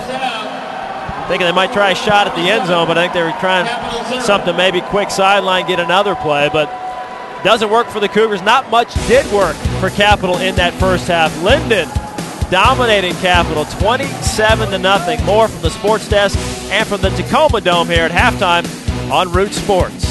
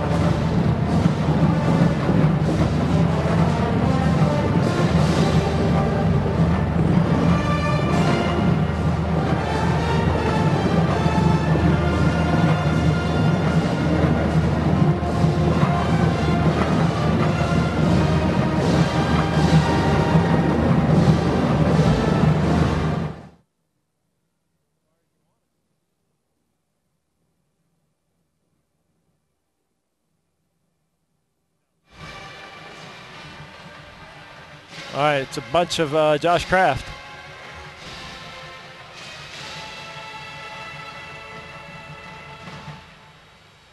That was a poor effort at a tackle down there. Jeez. Yeah.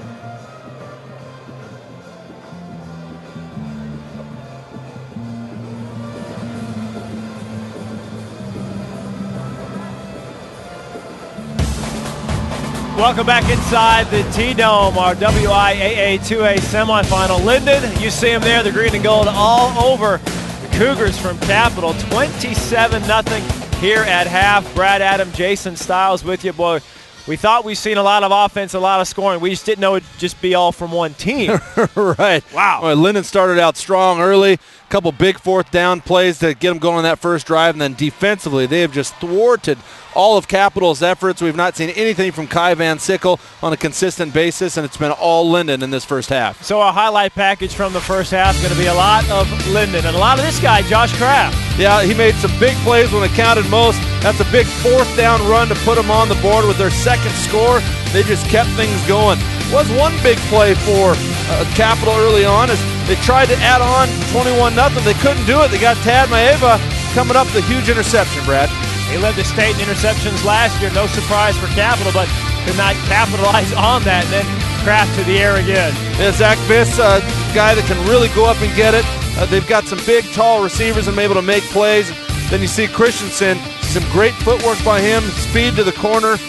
And just like that, Lynden again in scoring position. They finish with another Josh Kraft touchdown. A guy, 4 touchdowns in this first half, shown his athleticism on the ground. He's shown his ability through the air. And I tell you, this is a Lynden football team who has really come out and shown that they think they belong in that finals next week. Yeah, it's not just the socks for Kraft. He's a pretty darn good player through the air, and you said, and on the ground.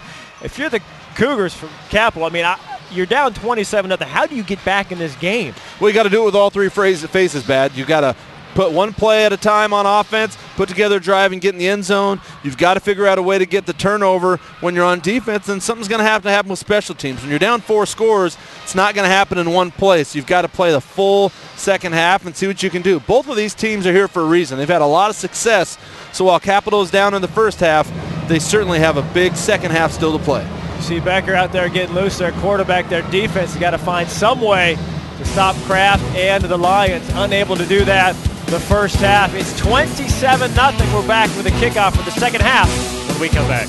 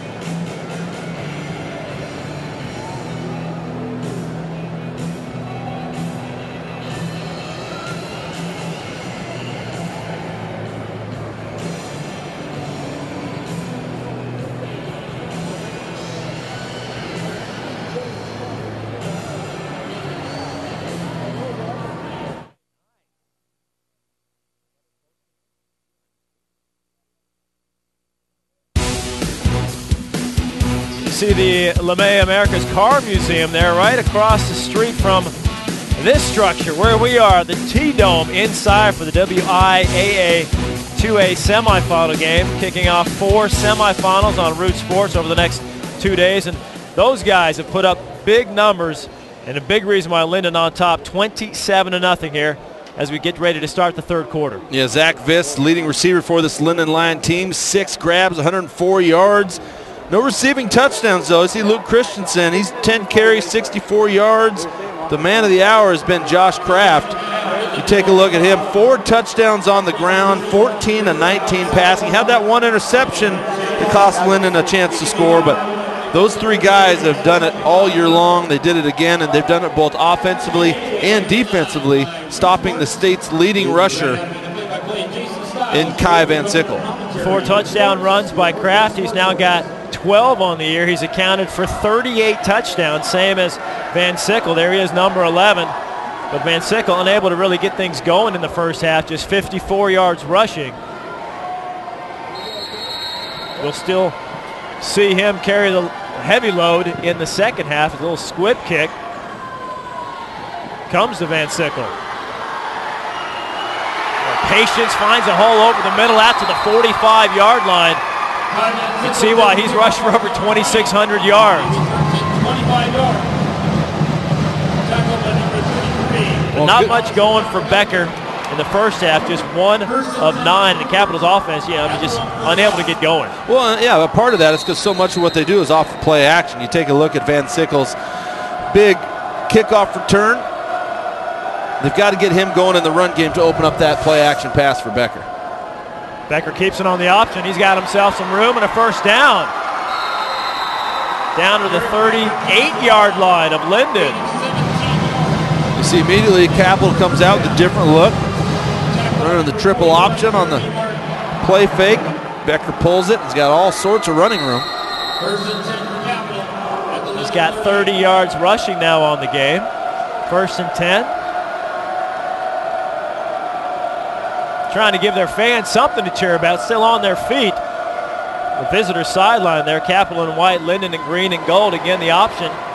Becker keeping it again, but stopped as Jeremy Martin up from that linebacker position. Doing it again, just looking like that linebacker. Also, Jose Martinez, their leading tackler. Second down. And Martin 6'2", 240, the leading tackler. Jose Martinez 5'9", 170, but great assignment footballs. He makes Becker pay for that one. Swarming team defense for Lynden. Gain of 1, 2nd down and 9. Here's Van Sickle's first carry, trying to bounce outside, and he is bounced out of bounds. Coming up to hit him was Zach Viss. That's 11 on 11 right there. And Van Sickle holding his shoulder down a little bit. His left arm might have gotten a little bit of a stinger as Zach Viss, again, just back for about 7-8 games now after a broken collarbone. Said it took him a little while before he was ready to lower the shoulder. Well, I think he's ready. Stood Van Sickle up on that play, and Van Sickle's right arm is kind of hanging as he's on the sideline now. You take a look at him in a little bit of pain. 3rd and long now for Capital, a down and distance that they've got to avoid. Connor Kennedy, the sophomore, in. Quick slant pass. Broken up nicely there as John Shine able to knock it away from Jacob Johnson there. Number 20, John Shine with the coverage. That'll bring up a 4th down and 10 from the 38. Take a look at the slant route coming right at you. Pretty good ball. You want to burn the sternum if you're a quarterback throwing those slants. You want to put it right on him. You don't want to keep him exposed. And while it wasn't a perfect pass, it was absolutely catchable for Jacob Johnson. And if Capital wants to get back in this football game, somebody has got to make a play. Make a play here on 4th down and 10. Becker back to pass. Rush coming, but gets it out to Connor Kennedy. The backup slips 1 tackle. He'll be dropped down, though, again by those linebackers. It's Martin and it's Viz on the tackle. So Capital turns it over on downs. Well, again, screen passes are fantastic plays, but when you get them in 4th and 10, you don't have that much that the defense has to watch. I know you're not going to run the ball. You're anticipating maybe a little bit of pressure. You've got two receivers into the short side of the field, so as a defense, you can kind of tell, okay, something's up here formation-wise, and a lot of yellow hats rally to the football, and they turn it over on 4 downs. So Kraft and the Lions get their first crack at offense here in the third quarter. The only time they've been stopped was an interception in the end zone, and Kraft right to Christensen. Stiff arms, one tackle, and a great block by Viz to free him.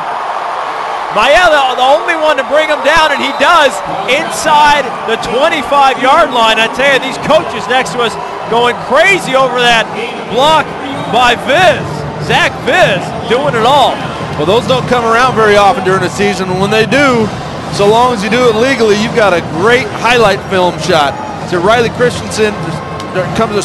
Christensen comes around. You see the block by Viz right onto the chin and really springs Luke Christensen for a big gain. Derek Chase on the wrong end of that block. WIAA able to bring him down. Christensen, another big play by the Lions. Their offense has just been unstoppable. And there's Christensen again behind Chase in the end zone. 2 plays for the Lions. They add another 6.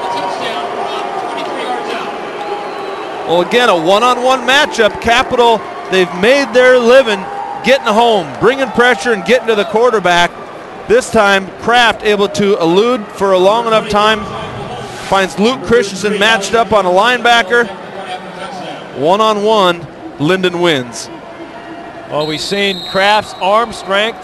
Nice touch on that pass. He finally let somebody else score. Had a hand in it, of course. Extra point good. Now 34-0 Lynden. 9:19 to go here in the third quarter. The Lions, big play offense, strikes again. The Cougars now find themselves down 34 to the defending state champs.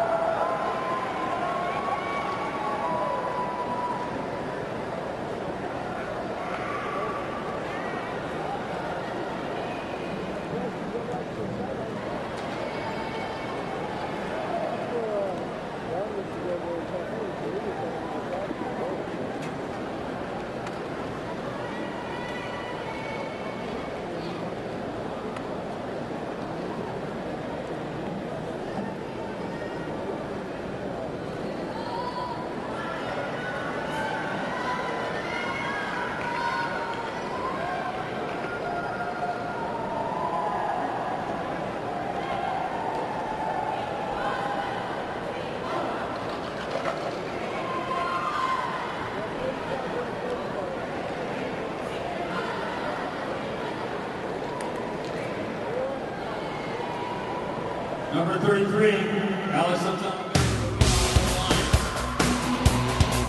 I tell you, the Lynden, the Lions, and their fans, those arms getting a little tired from waving those towels. 34-0, those ladies still screaming. They got the eye black on. There's some serious fans out there. They got little lions throwing around out there. They know what they're doing.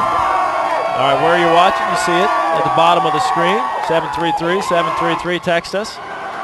Name, where you're watching it from. I guess there's a lot of Lynden grads, a lot of Lynden fans will be chiming in as their team on their way to a second straight state title. Another little pooch kick and another fair catch. The 30-yard line. And that's something in special teams, you rep it on your special teams practice day. They take the decision-making out of it for the kid. If you get a pooch kick and you're one of the up men, you fair catch it. Even though it looks like there's some return yardage to be had, no, we went over that a long time ago.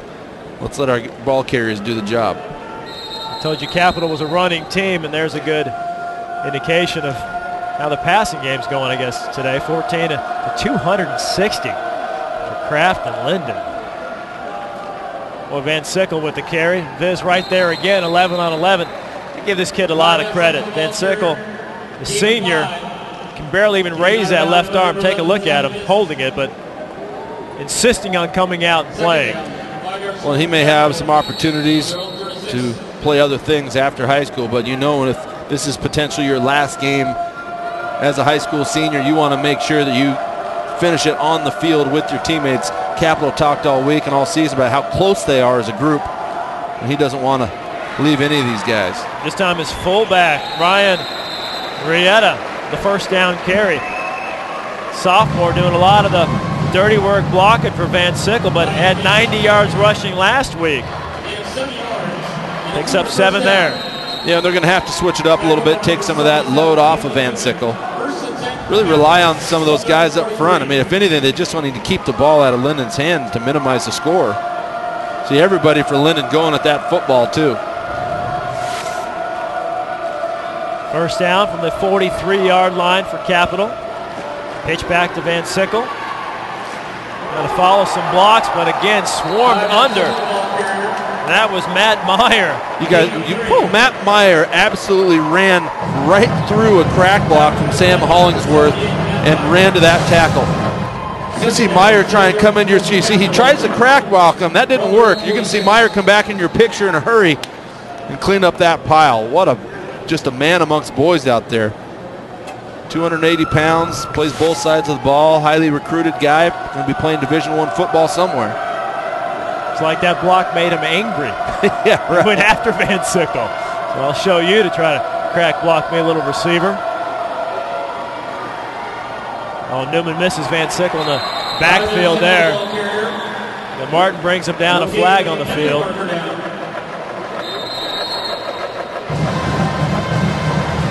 It's a hold on Capital. You mentioned Newman, a D1 recruit. Or Meyer, excuse me. Well, both of them. Yeah, you're right. Both of them, yeah. But for Lynden, Newman and Meyer, it's talking with their coach Cramey, it's not often that you get a couple of D1 guys at a 2A level. So he's kind of a nice luxury he's had, these guys.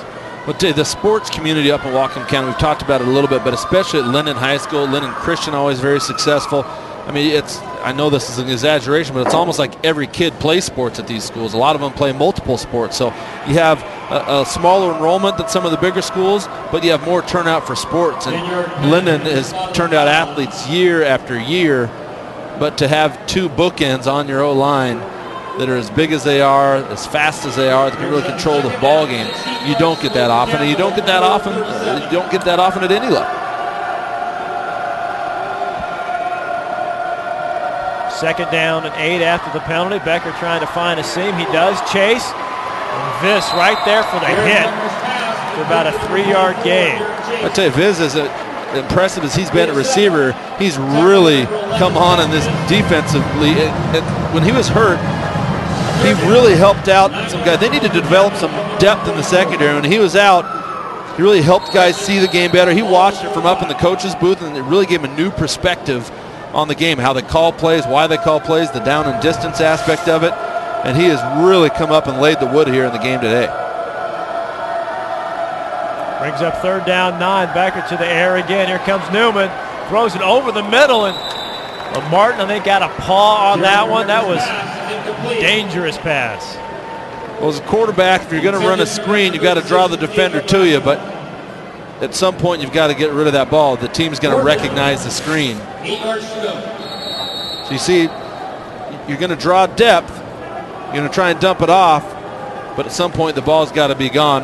The defense recognizes the screen and becomes a very, very dangerous play, as you said, Brad. That was pressure by Gabe Kamink, 5'10", 165-pound D lineman.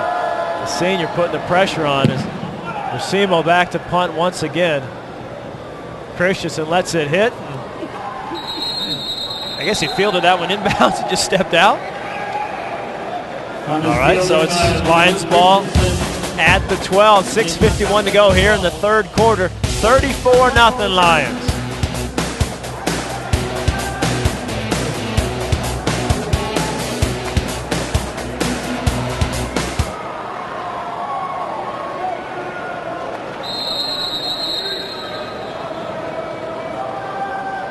Official timeout.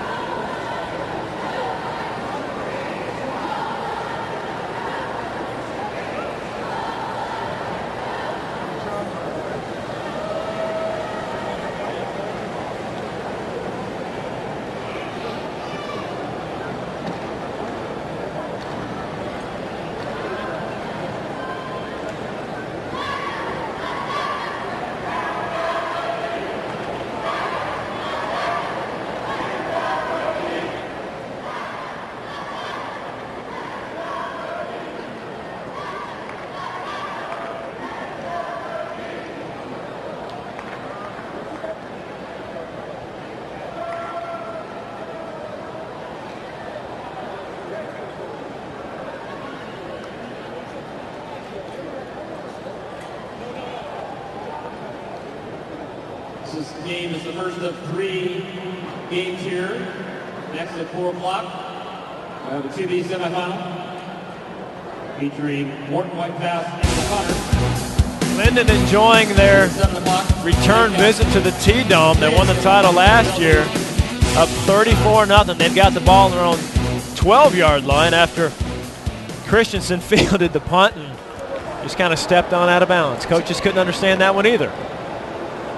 Well, yeah, they just kind of shook their heads, said, yeah, I don't know what he was doing, but I'm glad he's doing it for our team because he's a pretty darn good player. Luke Christensen has done a heck of a lot more good than he's done bad over his career at Lynden, and he's had a heck of a game here today. You see Kurt Cramey. His 22nd year, saying this could be the best Lynden team he's ever had, which is saying a lot. The one team he kind of compared him to, Jason, was that '96 team, which actually Capital beat in the quarterfinals. So, alum from that '96 team, this is a nice little payback for that year, right? We had talking to him on the sideline before the game, and I've had a chance to know Coach Cramey for a number of years. And back in my college days when we had a home game, I'd go out and cover the high school games as the sideline reporter in the rain, and really had a strong affinity for Lynden, and they were successful back then as well. And he said, yeah, Jace, this is once in 25 years type of team that you have a chance to put together. So he said, but you know what?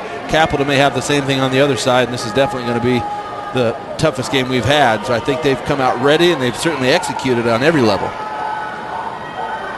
Yet to be stopped on offense. Kraft right up the middle, bursting through with those socks.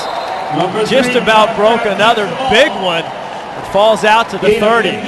I never thought, in the 80s when the Tacoma Dome was built, they've got those neon lights here in the corners, and I never thought they'd be back in, but I'm afraid to say I think neon is back. And those socks are matching the color of the, I'm not even sure what the artwork is up there on the walls, but I know it was hot in the 80s, and clearly it's coming back. Is that Art Deco? Yeah. I'm not even sure. Yeah. Go with it. Yeah, and then tomorrow night when Auburn plays, we'll see Harold Lee, and not just the socks, but he's also got the lime green shoes. Oh, absolutely, the RG3s.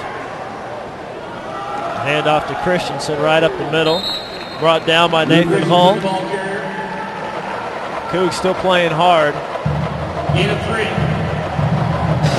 This is the coach John Johnson telling us this is the closest knit team he's ever had there at Capital. You see the Lynden fans bringing signs, bringing little lions. I mean, they got this down. Well, it's the best part about the game of football. It's the epitome of a team game, right? You go through this long journey together, but it also makes it that much tougher when you lose because you've gone through this journey with all these guys, 60, 70, 80 guys on a team. Christensen on the pitch for a first down, but got a feeling this one's coming back. A flag on the field. Run out of bounds by number 19, Michael Randall, gain of 12 yards before the penalty. Thrown back there in holding territory. And Christensen fell on the rack of water bottles and didn't like the way that felt very much. A little slow to get up. It is a hold, so no first down for the Lions. Preliminary indication of holding against Lynden.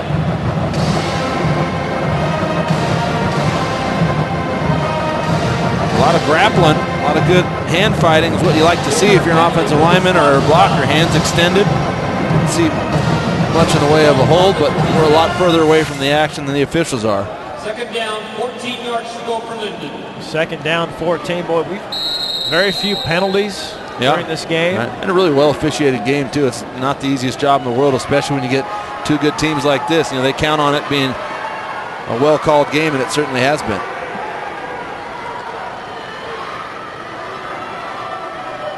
Kraft with 5 wide. Quick pass, Christensen. It's a nice block by Viz again to spring him. Out to the 36-yard line. So the dilemma for Capital is when they go into those spread formations, they're playing way off. Right, we talked about that from the very beginning of the game, and they're starting to attack them as such. But the alternative is to come up and play a little more man-to-man, and we've seen Lynden really hurt Capital in the secondary with some big plays down the field as well. So it's one of those matchup games where Lynden really matches up well against this Capital team, and they've, quite frankly, just executed much, much better.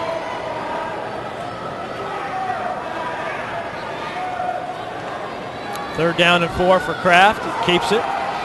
Trying to find a hole. Comes outside, picks up a block.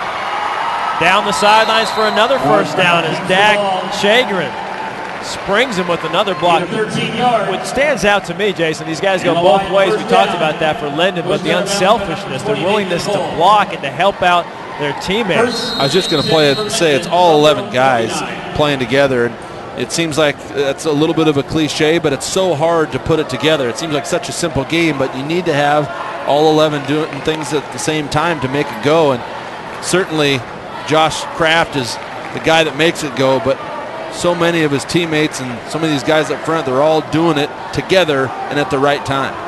1st down and 10, handoff up the middle. Now down to the 44-yard line. You think of how many, I was going to say, you think of how many different guys they spread the ball around to, too. It's really tough defensively to target on any one guy. Got a guy down for Lynden. See Postma, sophomore, coming in. He's got 5 touchdowns on the ground himself. We've got a player down for the Lions.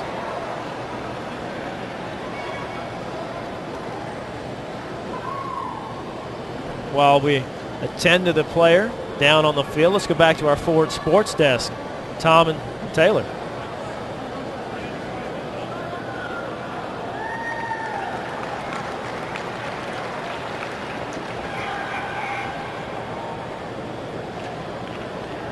Number 52, Marcus back on the injured line.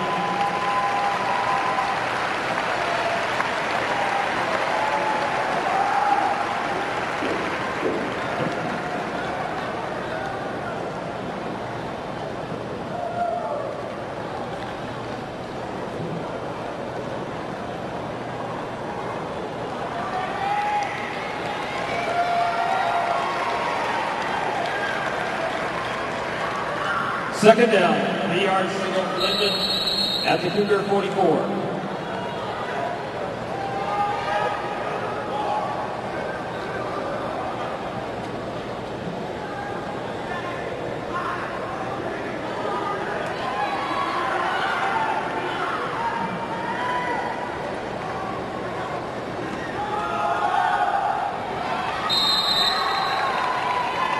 Trent Posta, the ball carrier. Trent Posta on his 2nd consecutive carry. It was Marcus Fakema who was injured for the Lions. He limps off. They're attending to his right knee on the sidelines. Hopefully the senior is A-OK, able to come back into this game. See him right there on the training table. There you go. Nice looking Marcus.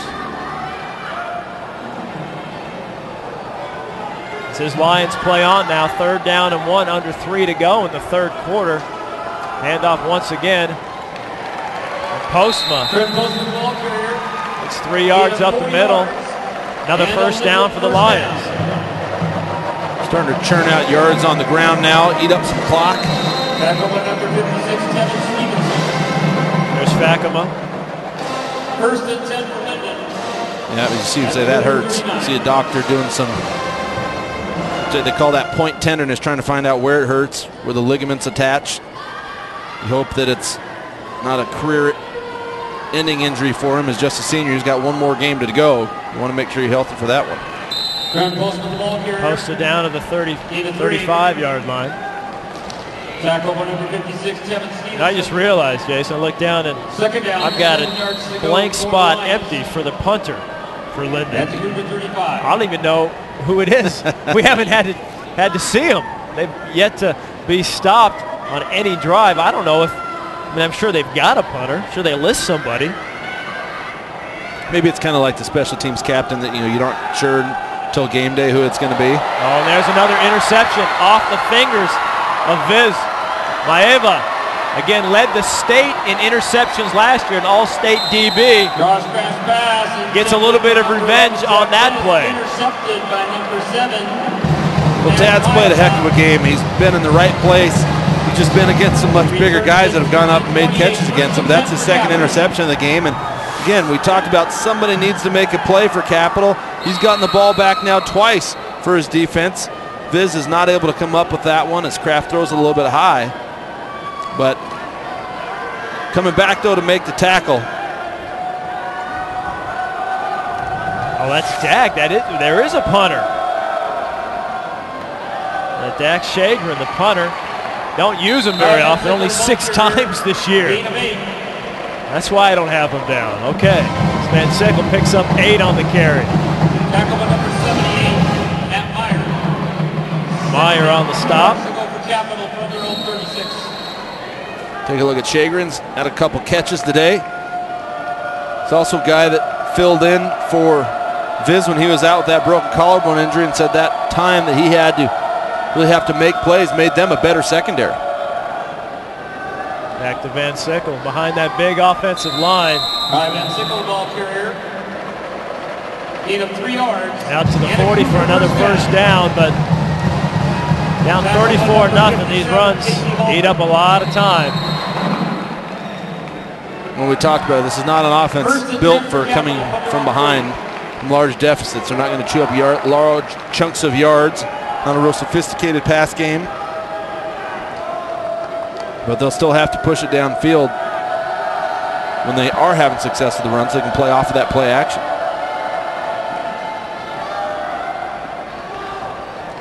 All right, Van Sickle, the ball carrier. 4 more yards for Van Sickle. He and Jeremy Martin getting to know each other very well during this game. Seems like that arm's feeling a little bit better for Van Sickle. Jeremy Martin with the tackle. Jeremy Martin has had a heck of a game from that middle linebacker spot. Hadn't he, Brad? He's been all over the place. He and Martinez just getting it done for them. Talk about Van Sickle there, over 2,600 yards.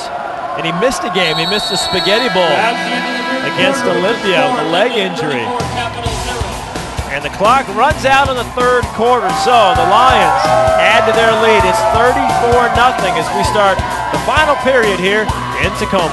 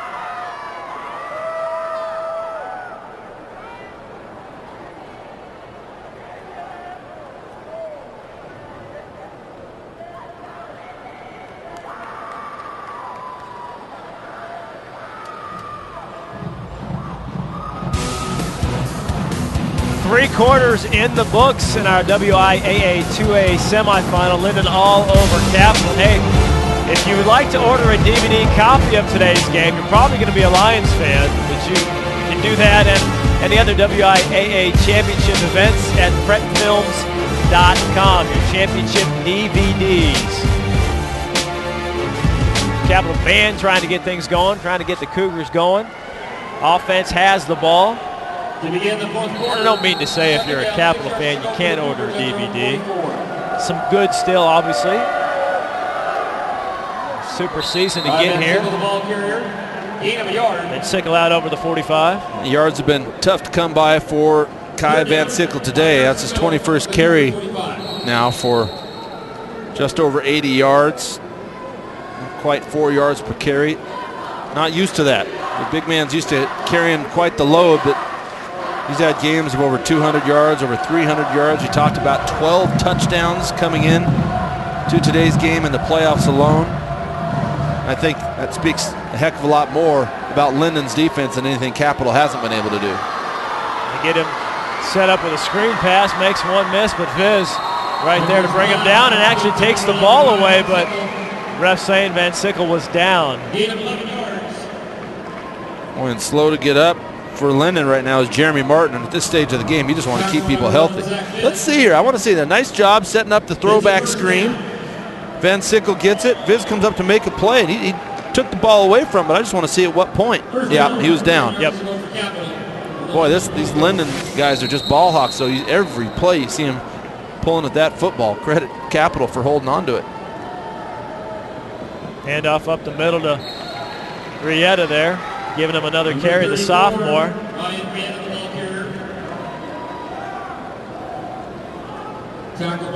Look at some of those big boys up front. We talked about the 4 seniors averaging about 250.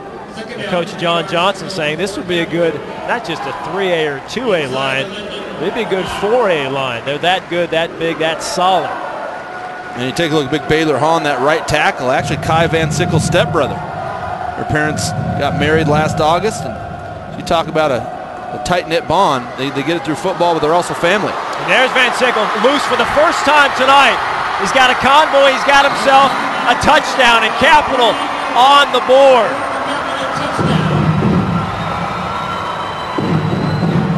See some muted celebration for Capital. They know that this game has gotten out of hand, but there's an example of what Capital is used to. A great run by Van Sickle, great blocking at the point of attack. You see hat on hat, and Van Sickle's speed and athleticism does the rest as he's escorted into the end zone by Sam Hollingsworth. Touchdown number 39 for that man. Up over 100 yards now, and the Cougars avoid a shutout.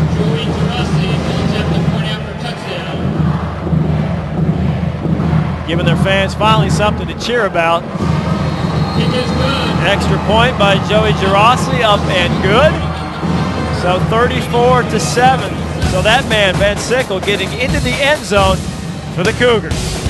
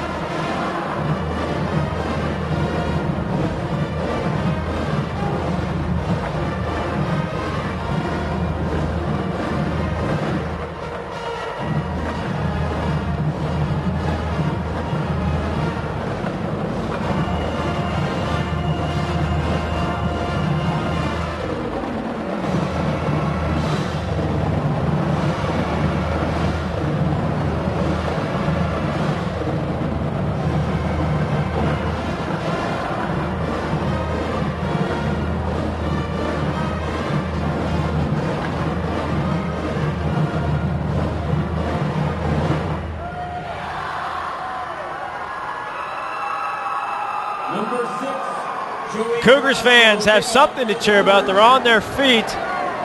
Happy their team not shut out today. They still trail 34-7. 10:21 to go here. This 2A semifinal game. Kicking things off by Root Sports coverage today and tomorrow. 4 semifinals. We go 2A, 3A, and then a couple of big 4As tomorrow. As Joey Girassi just added the extra point set to kick off. Kind of squib kick this one, and this ends up with it. Of course he does. Breaks free. Brought down. Nearly brought that one back out over the 50-yard line as Chase able to bring him down. Well, just good to see Lynden trying to advance a kick after, you know, Luke Christensen tries to step out of bounds in receiving a punt. Fisk wants to get a little extra yardage, takes it to the Cougar side of the 50-yard line. First and 10 for Lynden at the Cougar 47. So Lions with the ball. Cougars 47, up 34-7. Hard to take the foot off the pedal on this offense. They've been so good all game long. Just 2 interceptions, only time they've been stopped.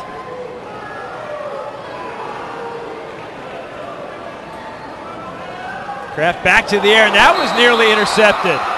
Sam Hollingsworth read that screen, nearly had himself a touchdown. Tried to jump that.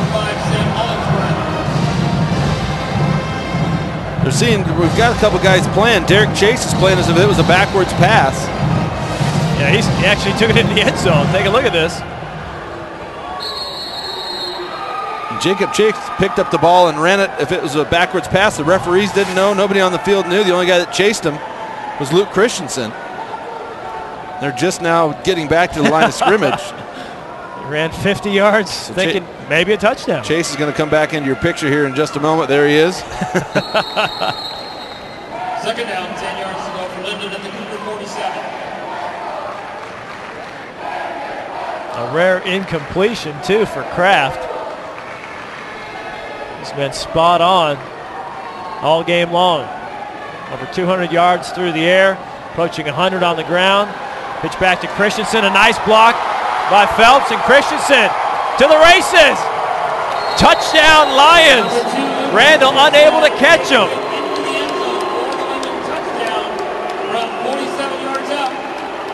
Another 2-play drive for the Lions. Boy, great execution once again. You know, option football, everybody's got to have their man, and you saw the extended play happen with the receiver blocking out on the perimeter. Great speed from Luke Christensen to finish that run, too. Remember, he just chased the guy who thought it was a fumble, so he was down at his own goal line a second ago. He takes the option pitch here, and he's off to the races. Get that guy some oxygen. But another nice block by a receiver, Phelps downfield. We talked about this. Lynden, everybody pitching in. Big reason why they're about to be repeat 2A state champs. 41-7, Lynden on top of Capital.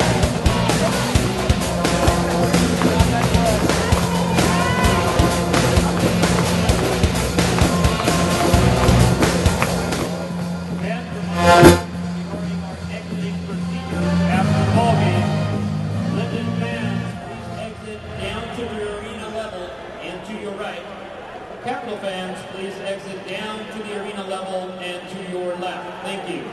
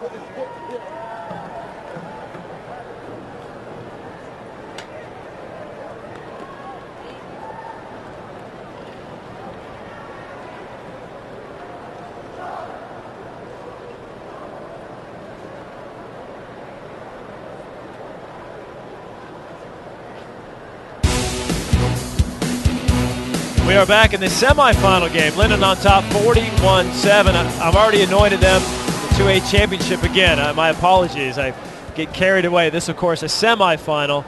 Lynden wins today. Looks like they will. They'll play in that final next week for a chance to repeat as the 2A state champs. It is amazing, though, the dominance that Lynden has had in the 2A ranks. Really in all sports, the football team, the basketball team, now the baseball team last year, and all these guys are part of those. A little pooch kick. Simo with the fair catch. Yeah, they won 4 of 6. It looks like they'll have a chance to make it 5 of 7 next week. Christensen, a big run, a big catch this half. Number 2, finding the end zone twice. Yeah, he's got 91 yards receiving. He's got a bunch of yards rushing, most of which come on this last play. The big option run, gets to the sideline, great blocking on the perimeter. Then the rest is Luke Christensen. Great speed by number 2. The 1-2 punch between him and Mr. Kraft, done it all night long. Counted for all the touchdowns. And Sickle trying to get outside. Still running hard out to the 40-yard line. Gain of 5 yards. Tackle by number 77. A great balance there by Van Sickle. Just the ability to not get bottled up at the line of scrimmage and end up still getting 5 yards on it. I just think it's been difficult for him. He just has not had a lot of running lanes. Every yard he gets was really very similar to that one. 5 yards, but boy, he earned every one of them. Cougar, yeah, still fighting there on the sidelines, the mascot. And Sickle over 100 yards, but as you said, I think he's going to feel every one of those yards. In this Capital team, they have a monthly lineman movie night where they get together and they pick the movie and they eat a nice hearty dinner.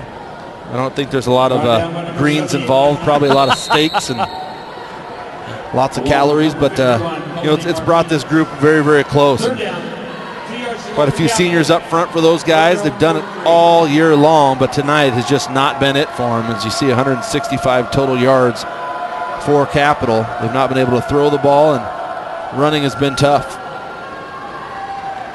More tough yards for Van Sickle, another first down, but Lynden and all their firepower, over 500 yards offense in the green and gold today. And I think just knowing what Capital has done to other football teams every single game this year puts that into perspective. And this is not a Capital football team that has struggled with offense whatsoever. They have opened up creases, they have thrown the ball, they've primarily run the ball, and Van Sickle again running today to break the single season rushing record. I think he's done it now, but it has not been easy. Becker throws incomplete, looking for Hollingsworth on the sidelines.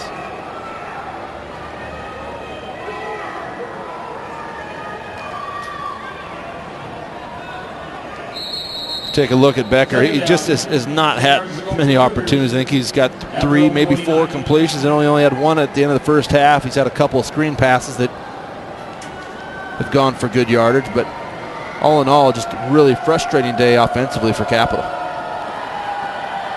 Sickle again trying to pick his way. Nice cut, but flag might bring back this gain of 5. Gain of 5 yards before the penalty. Tackle on the play by number 17, Gabe Gaming. It's a little extra conversation with the referee and his linesman to find out what's going on. Boy, I like his holding calls. I mean, there's no doubt about it. Full range of motion. Look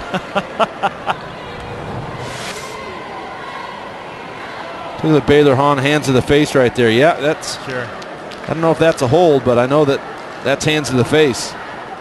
Well, and he's 255 pushing up against Gabe Kimmick, who's 165, so a 90-pound difference there. Brings up second down. But the smaller, quicker Lions defensive front really done the job here today as Coach Cramey calling another timeout for Lynden. And reminder once again of our exiting. So the first game today, first of our 4 on Root Sports. Tonight again, Mount Side Bellevue 3A semifinal. Coming away tonight at 7 o'clock. Then tomorrow, McCamus Skyline, 4 o'clock on TV. Another 4A semi, Auburn and Bellarmine Prep, 7 o'clock. Neither team has to travel too far for that one. Well, I think all are going to be really good games. You talk about a Bellarmine team who really dominated the Narrows League and have held up their end of the bargain with their ability to score. Auburn, one of the best defensive teams in the state, led by Gordy Elliott, kind of the guru of defense. Camas and Skyline should be a heck of a matchup. And then just later tonight, well, I guess it can't be a grudge match, right? It's got to be the 3rd game for it to be a grudge match, but it's the rematch between the Mount Side Wildcats and the Bellevue Wolverines. 2 teams very, very familiar with each other, and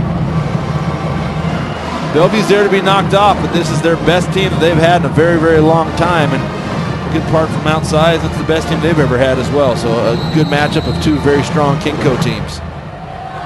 That's coming your way tonight at 7 o'clock on Root Sports. So we got you covered today and tomorrow. Get your football fix. Becker's run down, but pitches it back to Van Sickle. That's a live ball. He falls on it. It's Gabe Kamick. We talked about him, the senior 165-pound D lineman, nearly making the sack on Becker.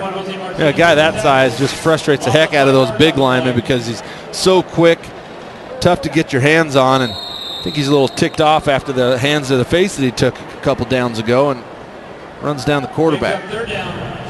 That loss brings up now 3rd down and 23 for the Cougars, approaching 7.5 to go in the semifinal game.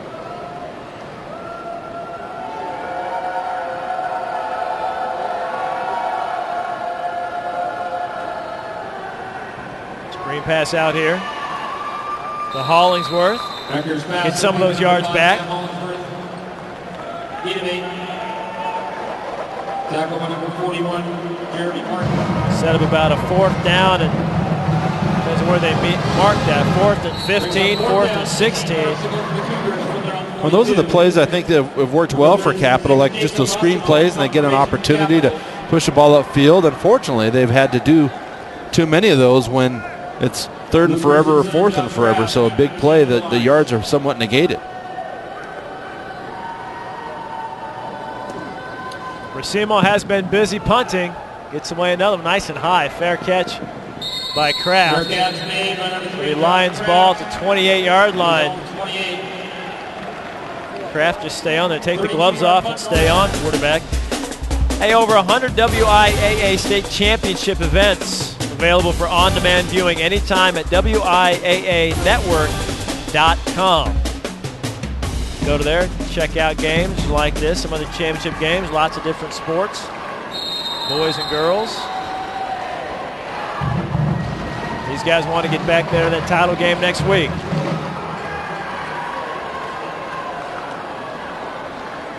But imagine you'll get a steady dose of Luke Christensen on the ground here with time running out and the game clearly in hand. You called it there. Carries out over the 30-yard line. Max Clark on the stop for the Cougars. As many players as Lynden has on the sideline, too, I would imagine you'd start to see them rotate some of these guys out as well. They've done their job. The state title game is, they're going to be in it. You want to protect those guys. Yeah, we saw one injury already. See Kraft come off. That's probably his last snap. Cameron Wainwright now in the game for Lynden. Again up to Christensen, breaks through, he's got nothing but green in front of him. Will Maeva catch him? He will not. Christensen, his 3rd touchdown of the 2nd half, that one the longest. Luke Christensen for the end zone from 67 yards out for the Lynden touchdown. Well, he had a little problem getting started early on in this game, but he has not had any problem here in the 2nd half. 2 big touchdown runs, his 3rd touchdown of the game. Luke Christensen, I think his day is, you can safely say, done after that big long run. 67 yards. Not even sure that he was touched after he makes it through the line of scrimmage.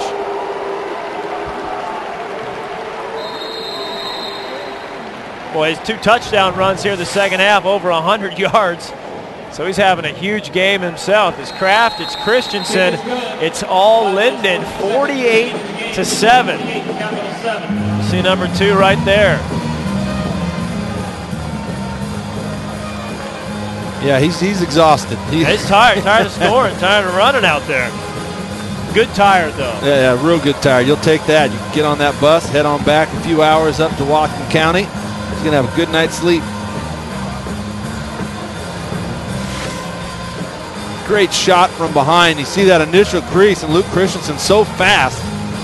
Again, a Capital defense, if they're going to bring pressure, all you got to do, and easier said than done because they've been fantastic all year long, but if you are able to beat their pressure, there's not a whole lot of guys in the defensive backfield to defend it, and you saw Luke Christensen was off to the races as soon as he got through that crease. Yeah, and fist bumps all-around celebration. 2 and 3 were unstoppable here today as Lynden dominating Capital earn a repeat trip back to that state title game.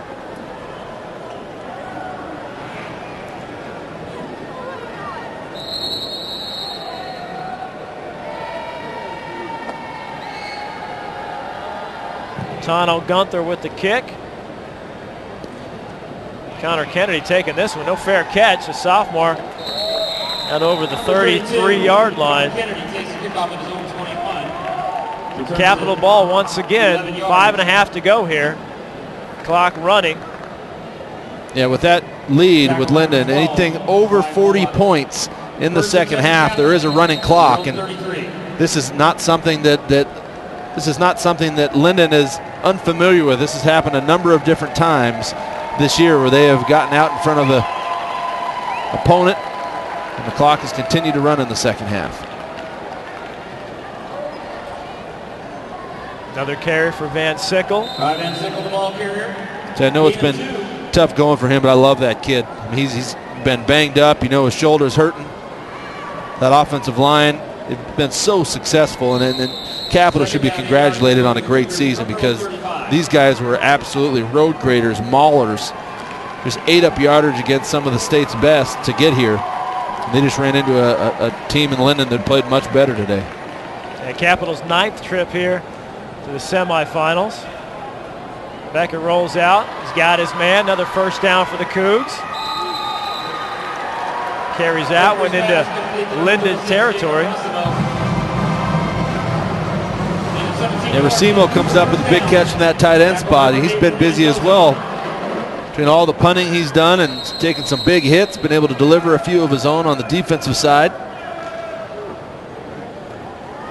Yeah, Racimo, busy day punting as well, leading receiver for the Cougars this year. Under 4 to go. Becker back to the air. Going deep down the field. He's got Maeva. He makes the catch and into the end zone. So a 48-yard touchdown. Becker to Maeva. The Cougars score again. No quit in these guys. More to cheer about for their crowd. Well, you want to see those Capital guys go out on a high note. Maeva, who's been such a fantastic player for this Cougar football team, takes in the pass. He beats Stirk, the defensive back. Becker does a nice job putting it on him. A little bit underthrown, but he was beaten pretty badly, and so Maeva able to get that football, and you see he's happy he got in the end zone, but a little disgusted that it's all for naught. Maeva, the snapper, on this extra point attempt.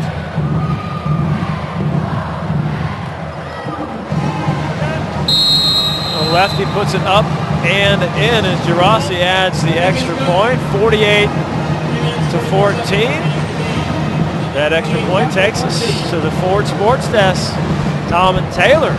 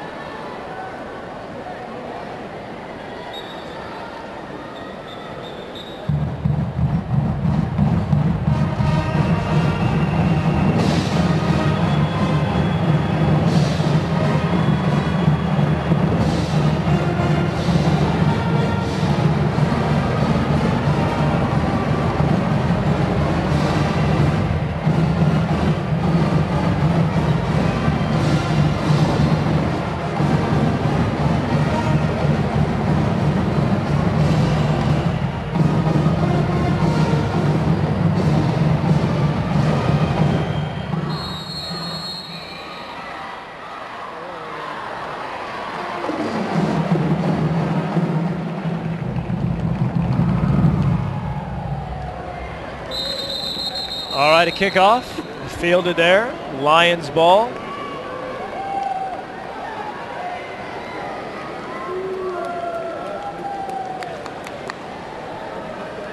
First and 10 for Lynden at their own 39. Day is done for Kraft, Christensen, a lot of the starters for the Lions. overwhelming Capital here today, so they will play for the state title game next week against either Tumwater or Prosser. Those two teams playing tomorrow in Kennewick. Boy, 5 p.m. kickoff over there too. That's not going to be warm. Oh, and fumble. And the Cougars recover. So 48-14. Cougars still playing defense. See if they can put some more points on the board. And Nathan Hull comes up with that recovery, but you see going through the hole, Ryan Mowat, senior running back, getting a chance for a little semifinal action. Then Nathan Hull, the senior for Capital, falls on it. Capital a little bit of momentum here late in the game, just a little bit late. Back to Kai Van Sickle. Keeps churning out those 3, 4, 5-yard gains, able to pop one of them for a touchdown, but held in check for the most part today. Yeah, we knew that he needed a certain amount of yardage to get to the record for the single season rushing record, but don't have live stats throughout this. We get them at the quarter. We'll see if we can update you on that, but needless to say, he's had one of the greatest single season rushing performances in history. They'll try to get around right side, finding some room, hurdling a defender, getting out of bounds. Well, you see all of his individual effort, but if you talk to a couple of those linemen for Olympia, they've had some good ones come through the school. But the thing that they feel is different about Kai Van Sickle, and it's not to say that the other guys don't recognize the other running backs, but Kai Van Sickle is the first one to point right back to those linemen and say, listen, these are my guys, and they're the reason why I have the creases to run through that I do. And a lot of respect going both ways from the line to Kai Van Sickle and vice versa.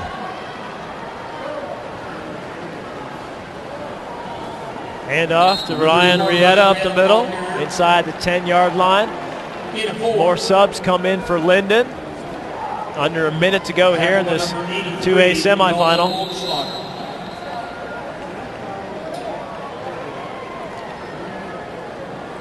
Second down, 6 yards to go for Capital at the Lynden 9. A lot of reserves in now for Lynden. You see the size much different than what it was a little bit earlier in the football game.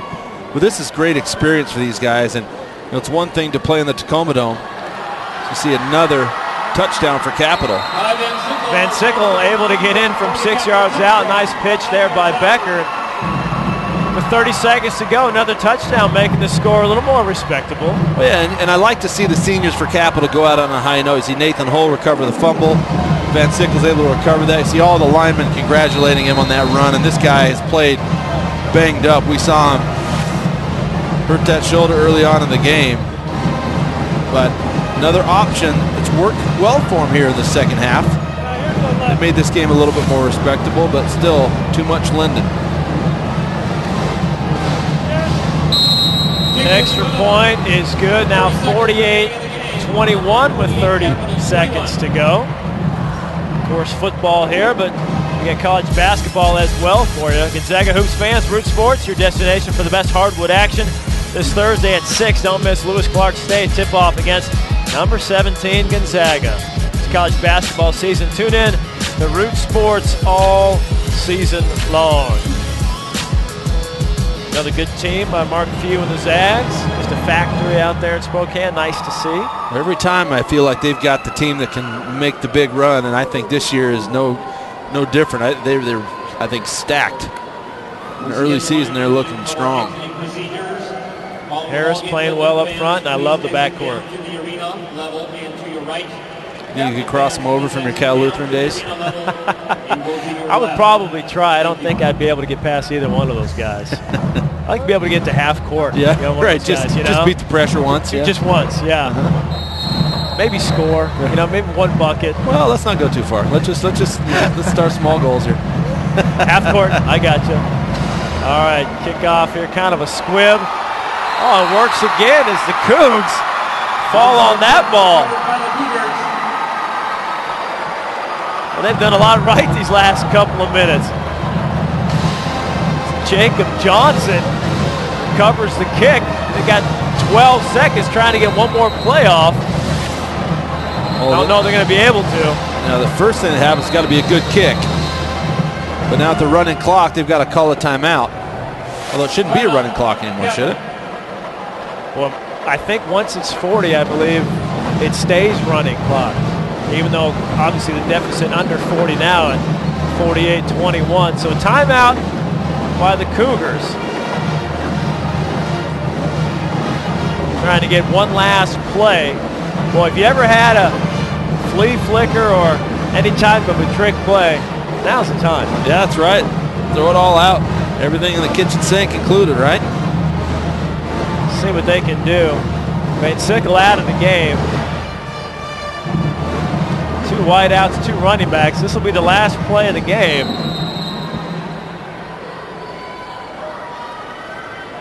See if Becker can throw it to the end zone. Going up for Maeva. Got him beat. Hits his helmet, I think. Down to the turf, and that is it.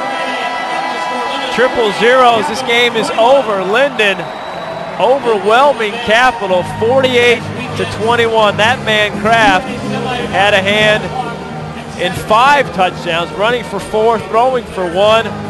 Just an impressive performance by this whole Lynden team. Well, and Josh Kraft got them started both on the ground. I think 3 fourth-down conversions early in that first quarter made a huge difference in the confidence of this Lynden team and really put Capital on their heels. And confidence is the big thing in big games where the teams are somewhat equal. And I thought Lynden really took that confidence and ran with it and got way out in front. And again, Capital not necessarily built for coming from behind. They've got a great, strong running attack. They want to maul you, but today just wasn't their day. And it ends what was a very strong and good season. They should be congratulated. And Lynden goes back to some very familiar territory in the state final game.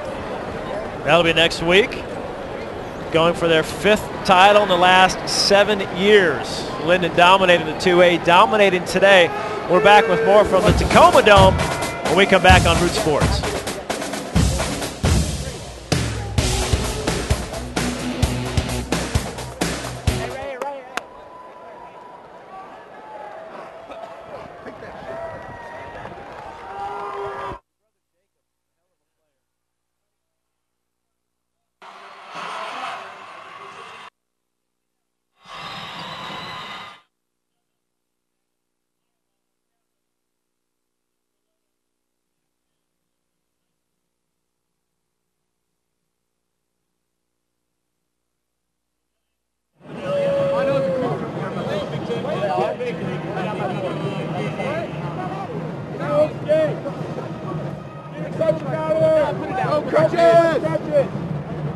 Hey, let me know. We still have quite a while.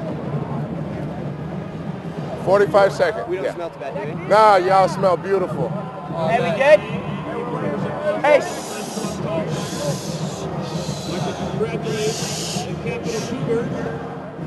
Helmet down!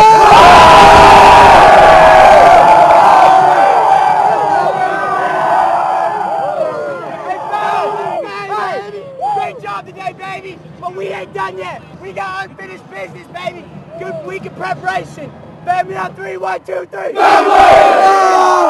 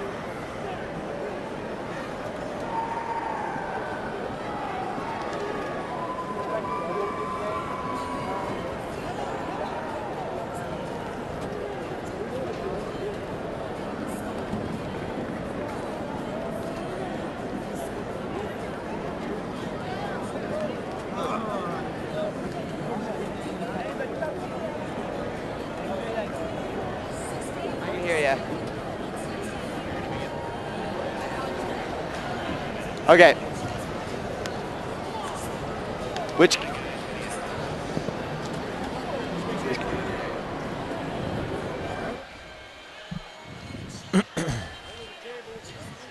Josh, you hear us okay? Yeah, I can hear you. Cutting out a little bit. I'm going to apologize now for the first half of the quarter. I called you Jacob. So, that's all right. That's my I knew it. That's my brother's name. I knew it.